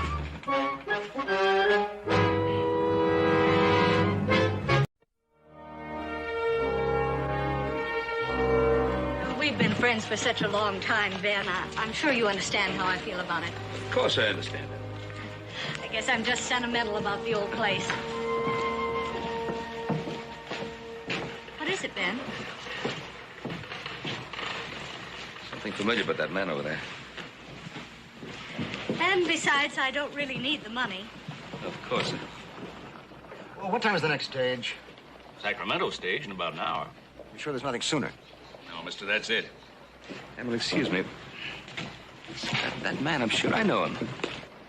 Give me a ticket on that Sacramento stage, please. Excuse me, sir, but it is Frank Medford, isn't it? I don't believe that I...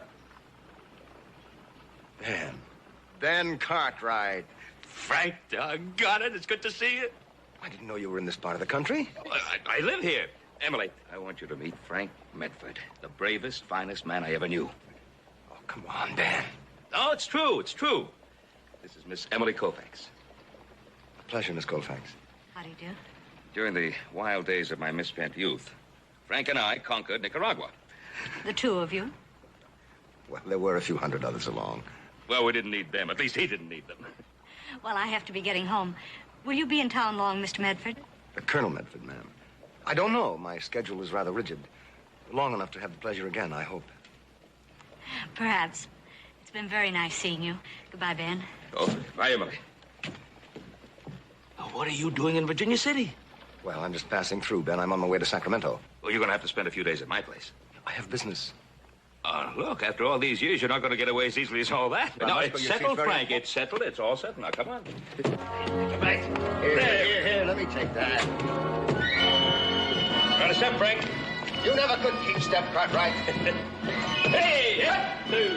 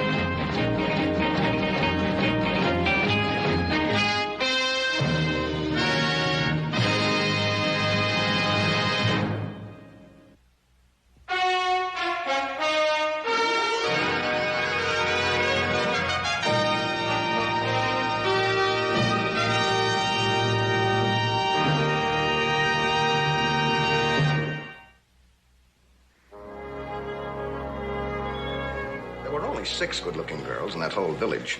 And there were 70 of us, remember? Yeah. Well, I went into the one and only cantina, and there was Ben Cartwright with 4 of those girls all to himself. Now, what makes that feat even more remarkable is the fact that at that time, your father could not speak one word of Spanish. Come on, Pa, how'd you do it? Oh. The only thing I remember is that afternoon in the Plaza Royale. We'd just beaten off the troops, and there were, 6 of us to keep some sort of order in the plaza. And then they attacked again.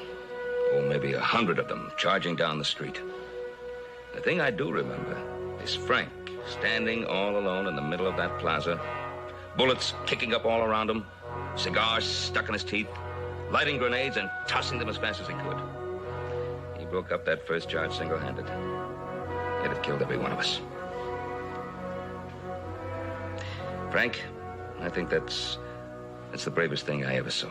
They should have given you a medal for that. Well, they did after you left. That was when I was promoted to colonel.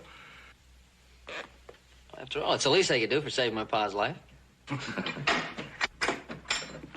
Oh, Hoss! Oh, hi, Paul. Didn't know we had company. Someone here I want you to meet. Now, remember me telling you once my ship was laid up And I heard there was a little excitement down in Nicaragua. You ain't figured on going back? Oh, possibly. Well, this is the fellow that talked me into going there years ago. Colonel Frank Medford, my son Eric, better known as Hoss. I'm pleased to meet you, Hoss. Thank you, sir. Pleased to meet you, Colonel. My Paul's had a lot of good things to say about you.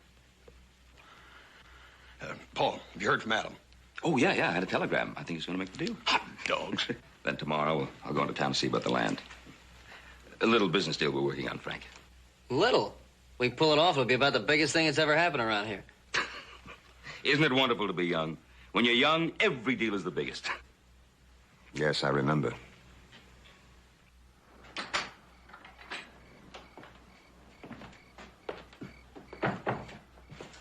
You know, Ben, I often wondered how you made out after we said goodbye in Nicaragua. I see now I had no reason to worry about you. Well, I've no complaints, Frank. From all appearances, you're a man of wealth. I have my 3 sons. They're my wealth. What about yourself? I always figured you'd wind up at least a general. Well, soldiers of fortune, Ben, aren't really much in demand. So I went into commerce. And, well, I never married. I don't know, too busy making money, I guess. I've seen it happen. Oh, you're here on business, then? Yes, you might say that. I'm a director for the Haverford Company. They deal in farming and ranching equipment, you know. Yes, and I do know indeed. Big company. I thought their operations were back east. We're expanding. That's why I'm here. I'm going to open up these western states of yours as new territory. I can get you all the business you want right here in Virginia City. Introduce you to all the right people. That wouldn't be necessary, Ben. I insist. But, Ben, No arguments.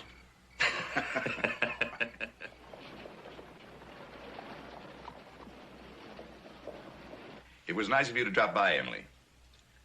My brother and I have been wondering why you turned down Ben Cartwright's offer for your land. Oh, it's out of sentiment, I suppose. It was my father's ranch, and I just keep hoping that someday I'll be able to put it to the proper use. Oh, Miss Emily.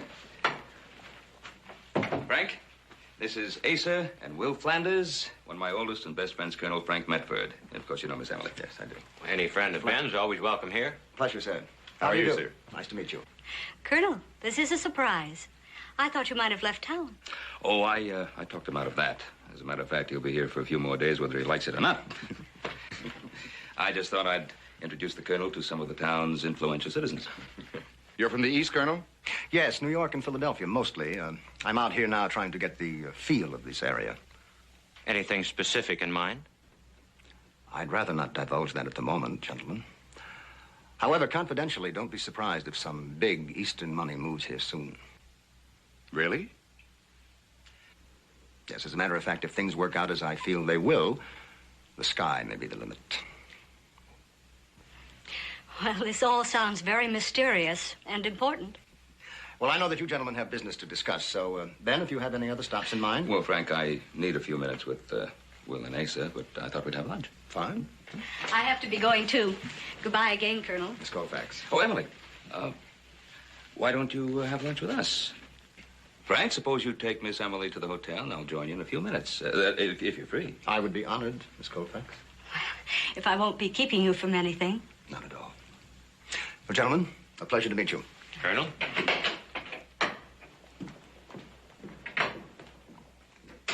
Well, what's the answer to my offer? Ben, we haven't quite made up our minds yet. Well, I don't think you'll get a better deal. You've been trying to sell Alder Valley for over a year without any takers. Well, that's just it. All of a sudden, you want to make a fast deal. Why? You holding something back on us, Ben? Asa, I'll tell you exactly why I want Alder Valley. Right at this very moment, my son Adam is trying to buy the whole Crow-Track brand. They're selling out? Yes, they are. And that means about 3,000 head of cattle. Now, Adam can't close the deal until I'm assured of grazing land. You don't have enough grazing land on the Ponderosa? Not with an additional herd of that size. Now, gentlemen, I really do need an answer today, one way or another. It sounds fine to me, Ben. Good. How about it, Asa? I think I'd like to talk some more. Well, all right. I'll be having lunch. You know where I'll be. Thank you. Bye, Ben. You ruined the whole deal. I just think he's up to something. I don't care if he is. We're getting our money, aren't we? I'm going to take the deal. You mark my words. You'll see that I'm right.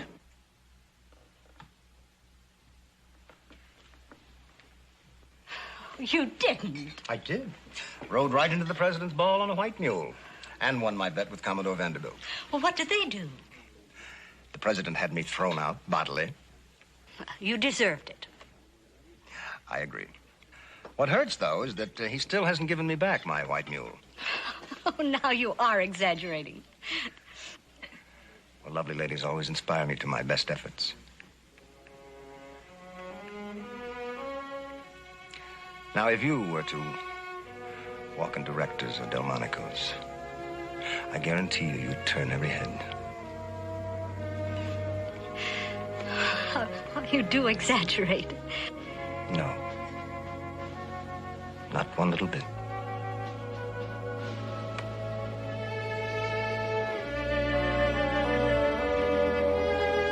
If you'd like to come in, I'll have Martha make some refreshments. Well, thank you, Miss Emily, but I do have some business to attend to. I've enjoyed this afternoon more than you can imagine. Oh, but I can imagine. I know how much I have enjoyed it. Good day, Colonel. Good day, Miss Emily. Well, I waited dinner for you, Miss Emily. Oh, I'm sorry, Martha. I was detained at lunch by a gentleman. A gentleman, Miss Emily? Yes, a fine gentleman from the East. Oh, now, Martha, don't look so shocked. He's a very dear friend of Ben Cartwright's. I think he may come calling. Well, I think that would be very nice. Do you? I wonder. Miss Emily, 8 years is too long to sorrow over a young man who died. Now, when this gentleman comes calling, you be ready for him. That's what I say. All right, Martha. He is a very exciting gentleman. And it would be fun again.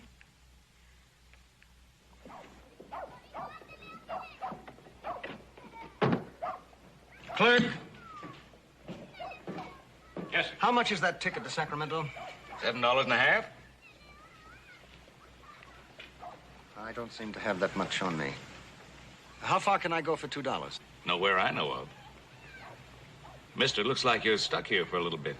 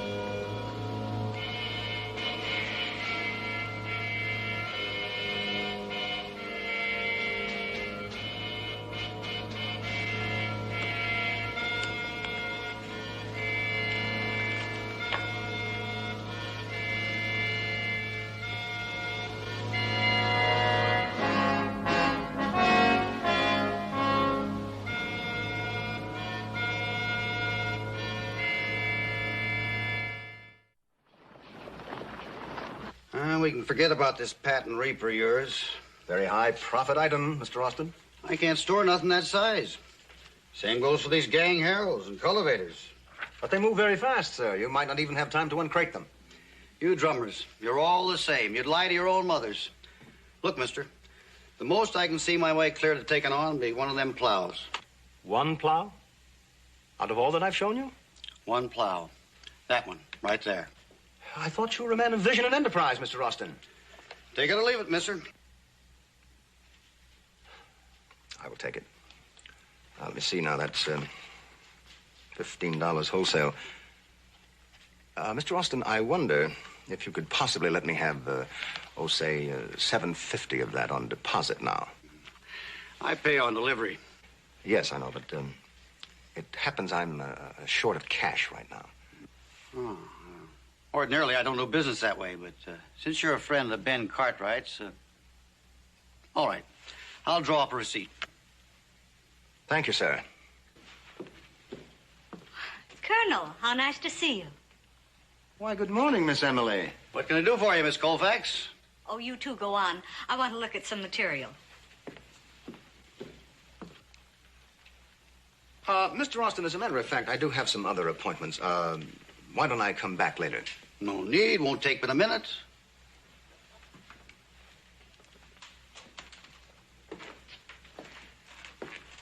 Well, Miss Emily, you look very pretty this morning. Thank you. Oh, good morning, Emily. Asa? Colonel, what are you doing? Buying yourself a store? No, not this morning, Mr. Flanders. Just sign here, Colonel. Oh, Mr. Austin, why don't I drop by and pick up that other item later? Just as easy to do it now. Well, thank you very much, but I'll come back. Miss Emily, if you are through, I would be honored to walk you home. That's very kind of you. Oh, when can I expect delivery on the plow? Within 10 weeks, Mr. Austin. All right. Don't forget the $750. I won't, Mr. Austin. Be assured of it. I beg your pardon, Colonel. Do I understand that you're selling Austin a plow? Plows, Mr. Flanders, plows. 750 of them, to be precise. 750 plows? Exactly. Mr. Austin should triple his money within 6 months. You see, it's a brand new item which has just been released on the market by a firm which I hope to organize. Since Mr. Austin is a friend of Mr. Cartwright's, I thought I'd do him a small favor. Well, that was very generous of you. Colonel, I know this country pretty well. Why, Austin couldn't sell 750 plows around here in 10 years. Well, I wouldn't be too certain of that were I you, Mr. Flanders, particularly in view of certain negotiations in which I am involved. Oh, what kind of negotiations? Asa, don't be so inquisitive. What were you going to say, Colonel? Can I trust you to be discreet, Mr. Flanders? Why, of course. I'm involved in a project of vast importance. What kind of project? Transportation. You mean a railroad? Well, please, no more for the moment. Don't press me further. Well, you've taken Austin in. I mean, that's why he's buying all those plows from you, isn't it? After all, Colonel, I'm a friend of Ben Cartwright's, too. No more right now, I beg you. Of course. Really, Asa, I'm ashamed of you. Well, Emily, business is business. Right, Colonel? But not at the expense of manners. Come along, Colonel. Mr. Flanders. Well, this has been most pleasant.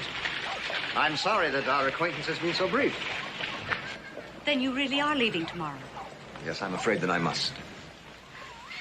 This is a bit forward, but since you are leaving so soon, perhaps I can be forgiven. Could we have lunch again, Colonel? Well, I don't know, Emily. I do have some unfinished business with Mr. Austin. Please. Only this time, instead of your taking me to the restaurant, I'll have Martha fix us a picnic basket, and we can go out by the lake. Why, that sounds splendid. I haven't been on a picnic for a long time.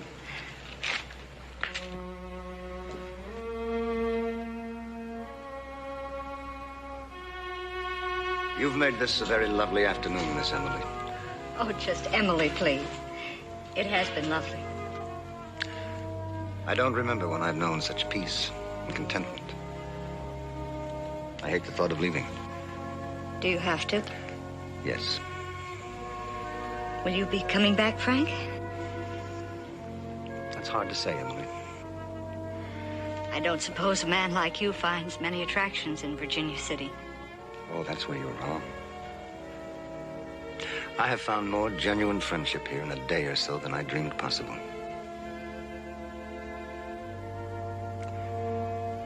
You see, Emily, I'm actually a very lonely man.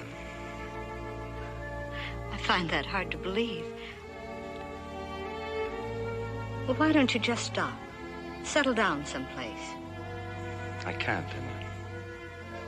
Surveying for your old railroad that important? Sorry, I guess I shouldn't have mentioned that. It's a secret, isn't it? It's silly, isn't it? That I have to keep secrets, even from you. Emily, a man can be trapped by responsibilities. Building bridges, digging tunnels, deciding railroad rights of way. Those are very important things, aren't they? There's more to it than that. Now, that's all I know how to do. If you could, would you stop traveling? Like a shot. But it's not very practical, I'm afraid.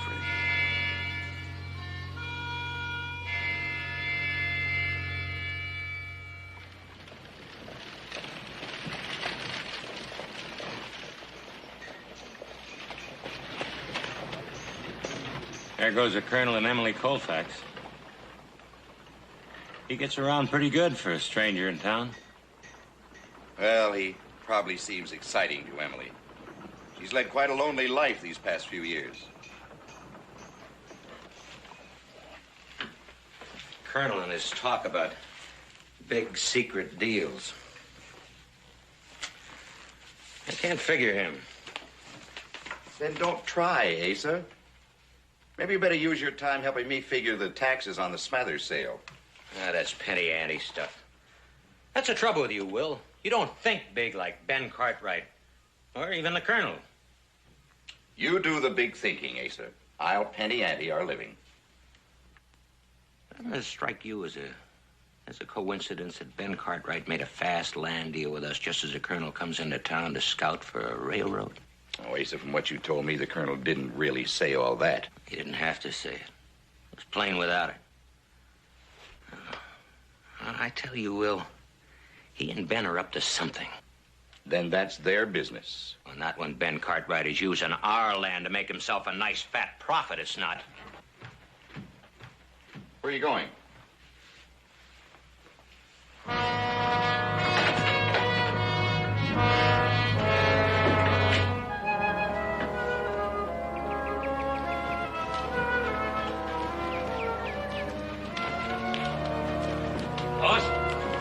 Comes Asa.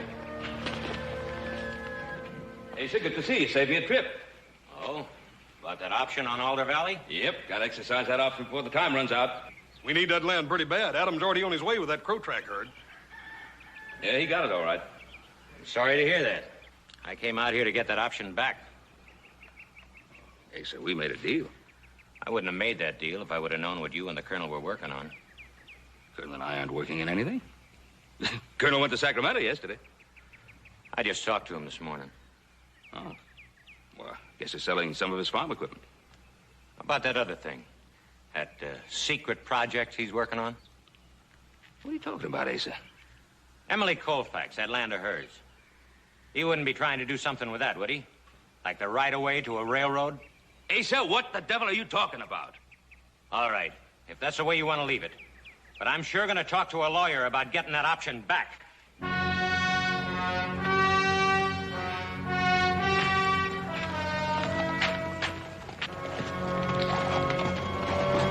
What's all that talk about the railroad and the Colonel, Paul?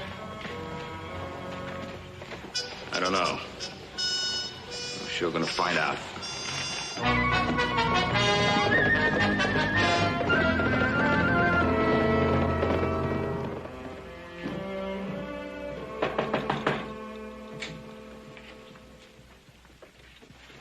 Oh, hello, Emily. Ben.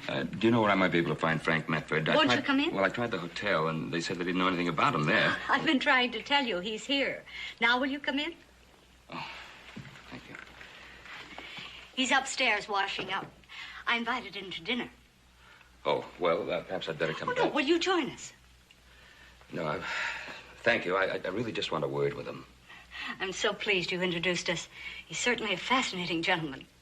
Well, I'm glad that you're getting along so well.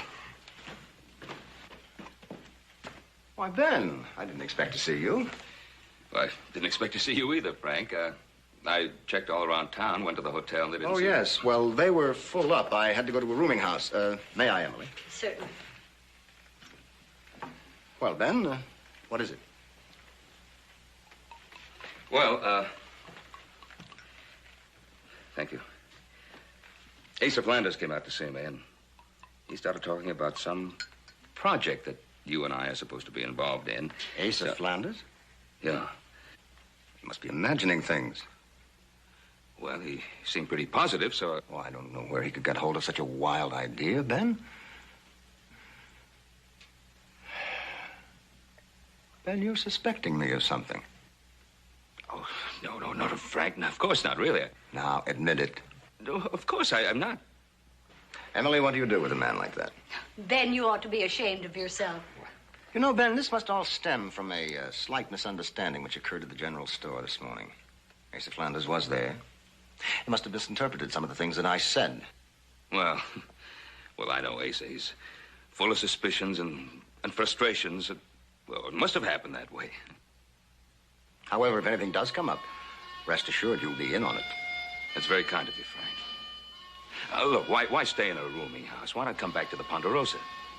Well, I'm leaving tomorrow anyway, Ben. Oh. I suppose we can't ask you to stay any longer, can we? We'll make sure that we see each other before you leave. Count on it. Emily? Goodbye, Ben. Frank. Ben.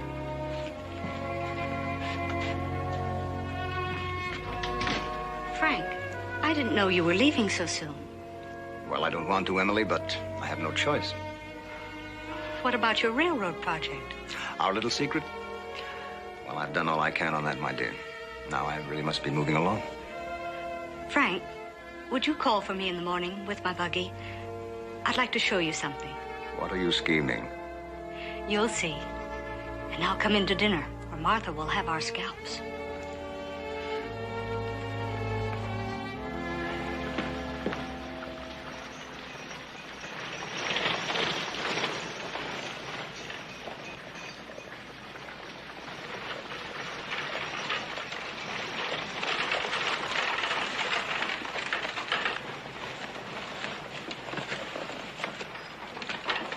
Good morning, Miss Emily.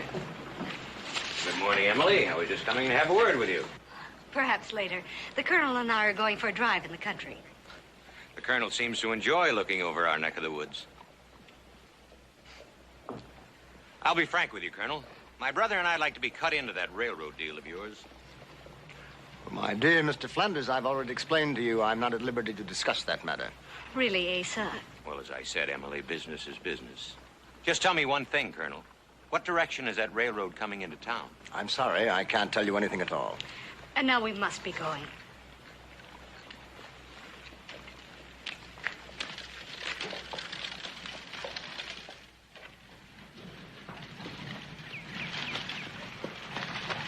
Stop here, Frank. Ooh.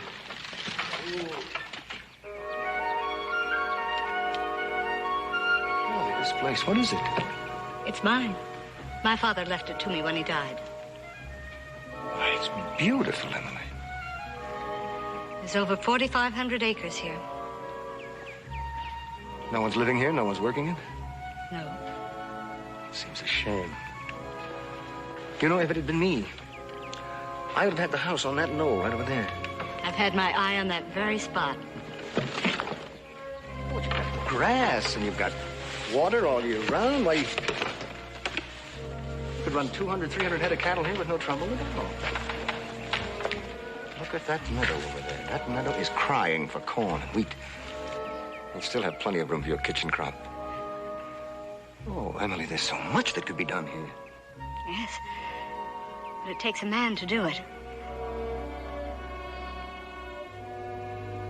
Frank, I know this isn't very big or very important after the kind of things you've been doing. But I thought that... I know what you're thinking, Emily. And I thank you for it. But you should forget about me. I wouldn't be worthy of you. Not worthy? Don't you think you ought to let me decide that? Emily, there are things about me that you don't know. I'm sure there are. I can't imagine there's anything so dreadful that it would make me change my feelings. I know myself. And once you came to know me, your feelings would change, believe me. But when you love someone, what they've been or done in the past is unimportant. No, Emily, no. I'm saying this for your own good. Please, forget me. I see. Well, I guess I found out what's really important to you. Would you drive me home, please?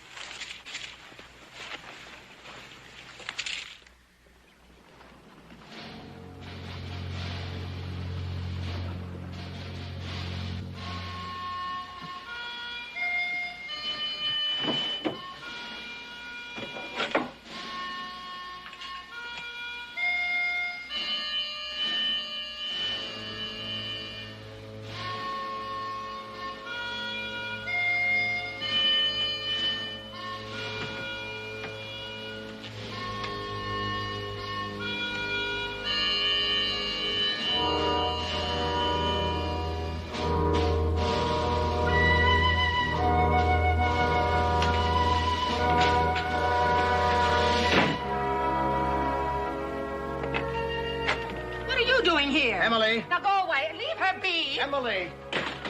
Emily, will you marry me? Frank, what? Emily, I love you. Will you marry me? Yes. Oh, yes, darling.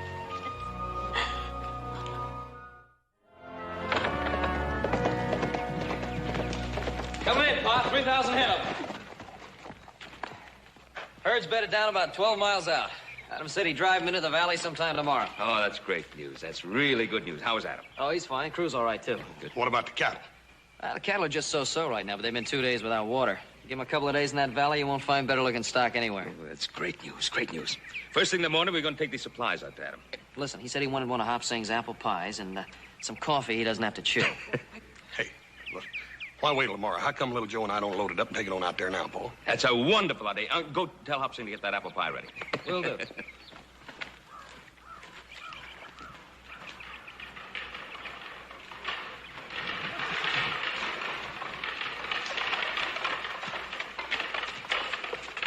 Well, this is a surprise. What's this? I've never seen such two beaming faces. Ben, we have wonderful news. Frank and I are going to be married. Well, aren't you going to congratulate us, Ben? Well, of course I am, of course. Ben, you should have warned me. The colonel just swept me off my feet. Well, this day is just full of the best news. When's the big occasion? Tomorrow at noon. Really? Well, we've made all the arrangements, and my wedding dress is ready. Well, of course. Why not? The sooner the better. Ben, I'd like you to give me away. Well, Emily, I'd be honored. Frank, you don't have a best man. Well, no, not now, Ben. I was hoping you, but... Hoss. Hoss is the man for you. And both of you, please, you must do me this favor. Please be married here on the Ponderosa. Well, Ben, we had planned to be married at Emily's house. Well, after all, I did bring you two together. Ben, we couldn't impose on you. Emily, I insist. Please. Thank you for everything, Ben. Oh, it's so beautiful. Now, Martha, you mustn't cry now. Miss Emily, I've saved my tears for your wedding for 8 years. Don't deny me now. I'm so happy. Right over there, sir. Right, Pa. Yes, sir. What with the music? All the ladies crying, ain't nothing like a wedding, is it? No? Wonder why we don't have one of our own around here, then. Paul, what I meant is, I like weddings as a spectator only. You know what he means. He likes to kiss the bride without paying the price. Oh, come on, let's get dressed.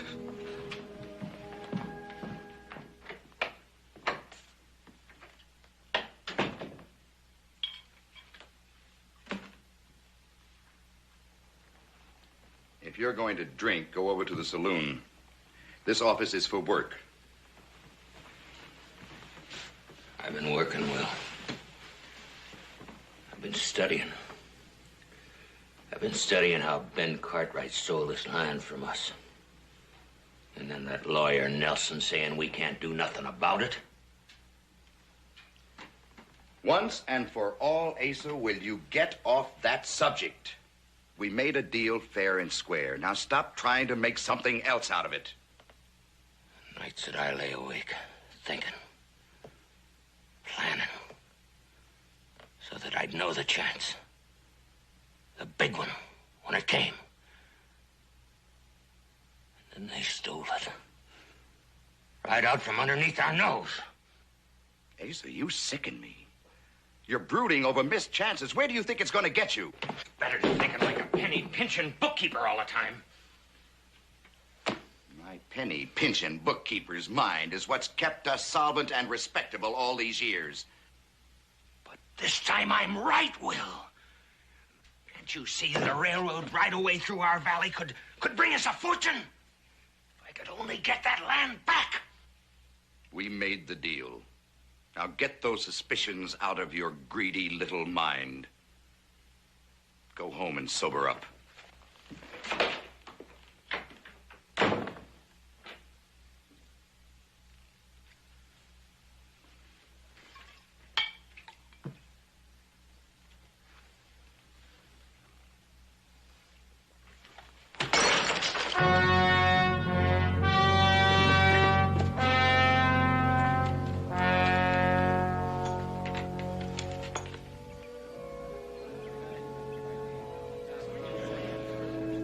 Hoss, how much longer do we have to wait? Well, until the bride's ready, Colonel. You might as well get used to waiting. You got a lot of doof now. Hello, Mr. Cartwright. Miss Altman, Miss Blanchard. Don't the Colonel make a mighty handsome bridegroom, though? He certainly does. Colonel, stop your worrying. Why, you used to dodge bullets in battle. They tell me that getting married ain't much worse. Oh, you really are helpful. Well, it's a part of the tradition, Joe. You're supposed to sort of jubilate the bridegroom. Like, forgetting the ring. Oh, come on. Hoss, you didn't. No, just teasing you, Colonel. Got it right there.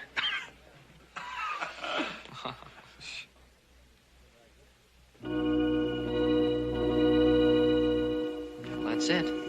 It's your last chance to run for the door. No, not for anything in this world.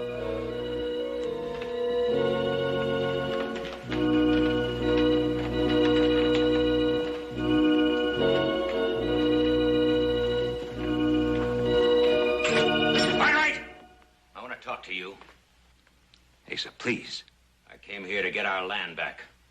We're having a wedding here. This is no time to discuss business. I say it is. You cheated us out of Alder Valley. We'll discuss it later. We'll discuss it now. I want that option back. Look, Asa, I have 3,000 head of cattle due late today. I'm not going to let those cattle die because of some fool notion in your head. We have a deal, and that's that.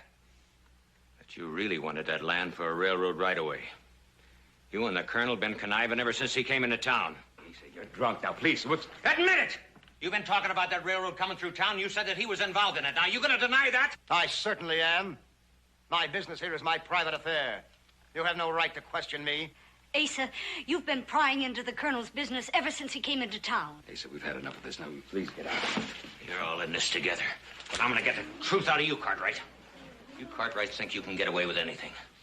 But this time you're going to find out you're wrong. Flanders, listen to me. Nobody stole your land for a railroad right-of-way. Believe me. Believe you? Why should I believe you? Because there is no railroad. Because there is no right-of-way. You see, Asa? It was all in your imagination. You dreamt it up. Now, please, let us get on with the wedding. And it was you, Colonel. You're nothing but a liar. Everything that you said is nothing but a pack of lies. Well, what about it, Colonel? Yes, that's right. Nothing but a pack of lies. Frank, you don't have to answer such a ridiculous statement. It's not a ridiculous statement, Emily. At last, someone is telling the truth, Ben. I did allow him to think I was surveying for a railroad. I did allow him to think that you were in on it. I lied, just as he says.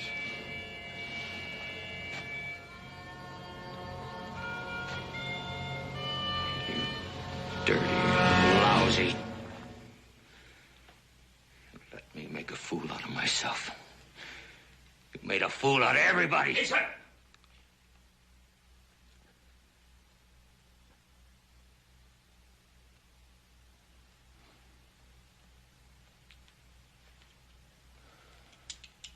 I'm sorry, Ben.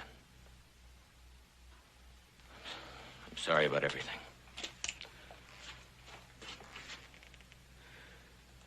But if he was my friend, I'd run him out of town on a rail.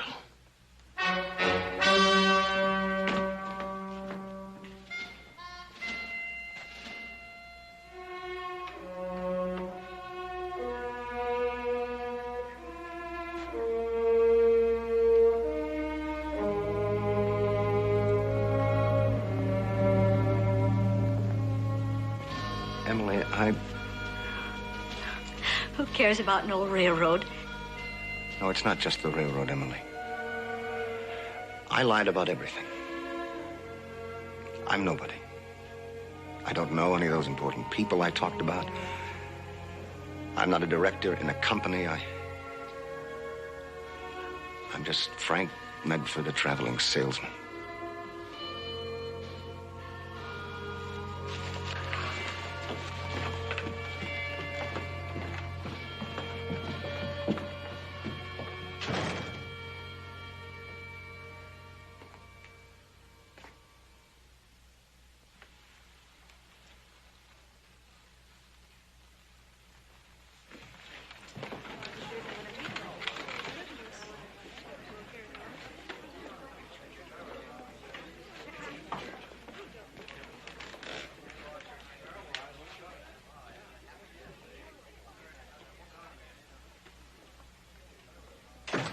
Why? Why? Why?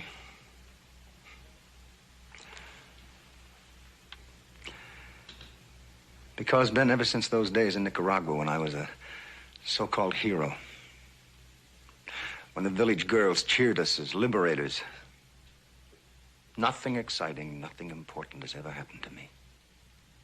You felt you had to try to keep on being a hero, make yourself important by lying. You didn't have to do that, Frank. Not for me. I tried not to, Ben. That first day that I saw you in Virginia City, I was trying to get away. I tried to leave after that. But then I was trapped. And then I needed to be someone important. Someone like you. You are everything I ever wanted to be. And you've done everything I ever wanted to do as a man.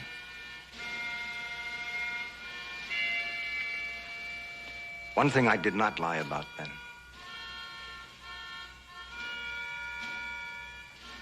I love Emily. With all my heart.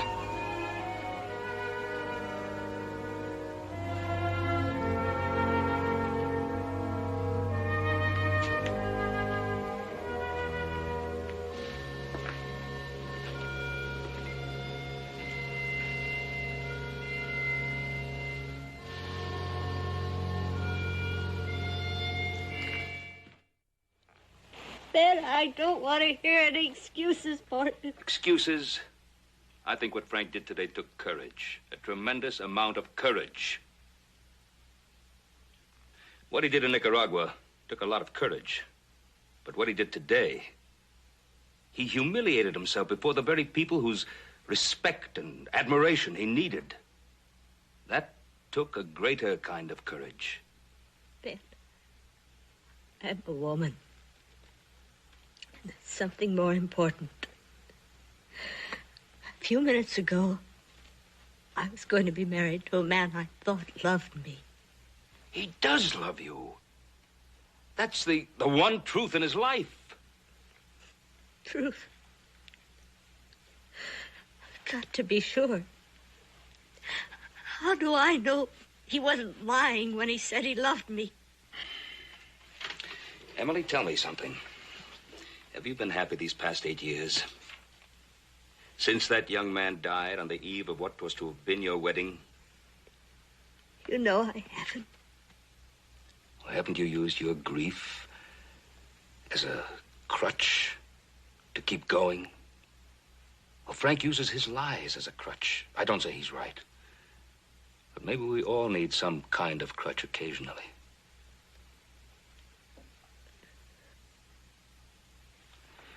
Five minutes ago, you said you loved him. Now, have your feelings changed so completely in so short a time? I don't know. How will I ever know if he loves you? Trust him. Give him a chance to prove it. Emily, there isn't much time.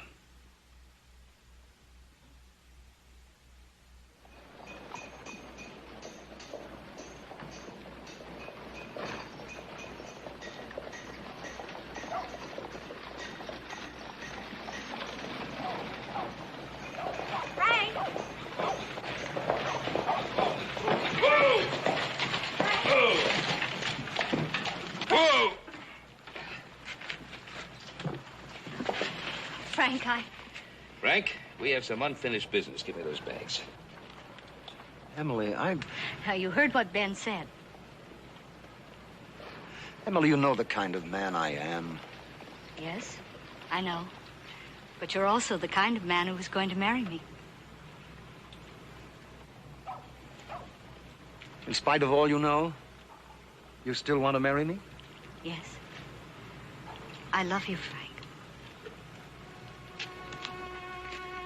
Frank, I always thought you were a man of action.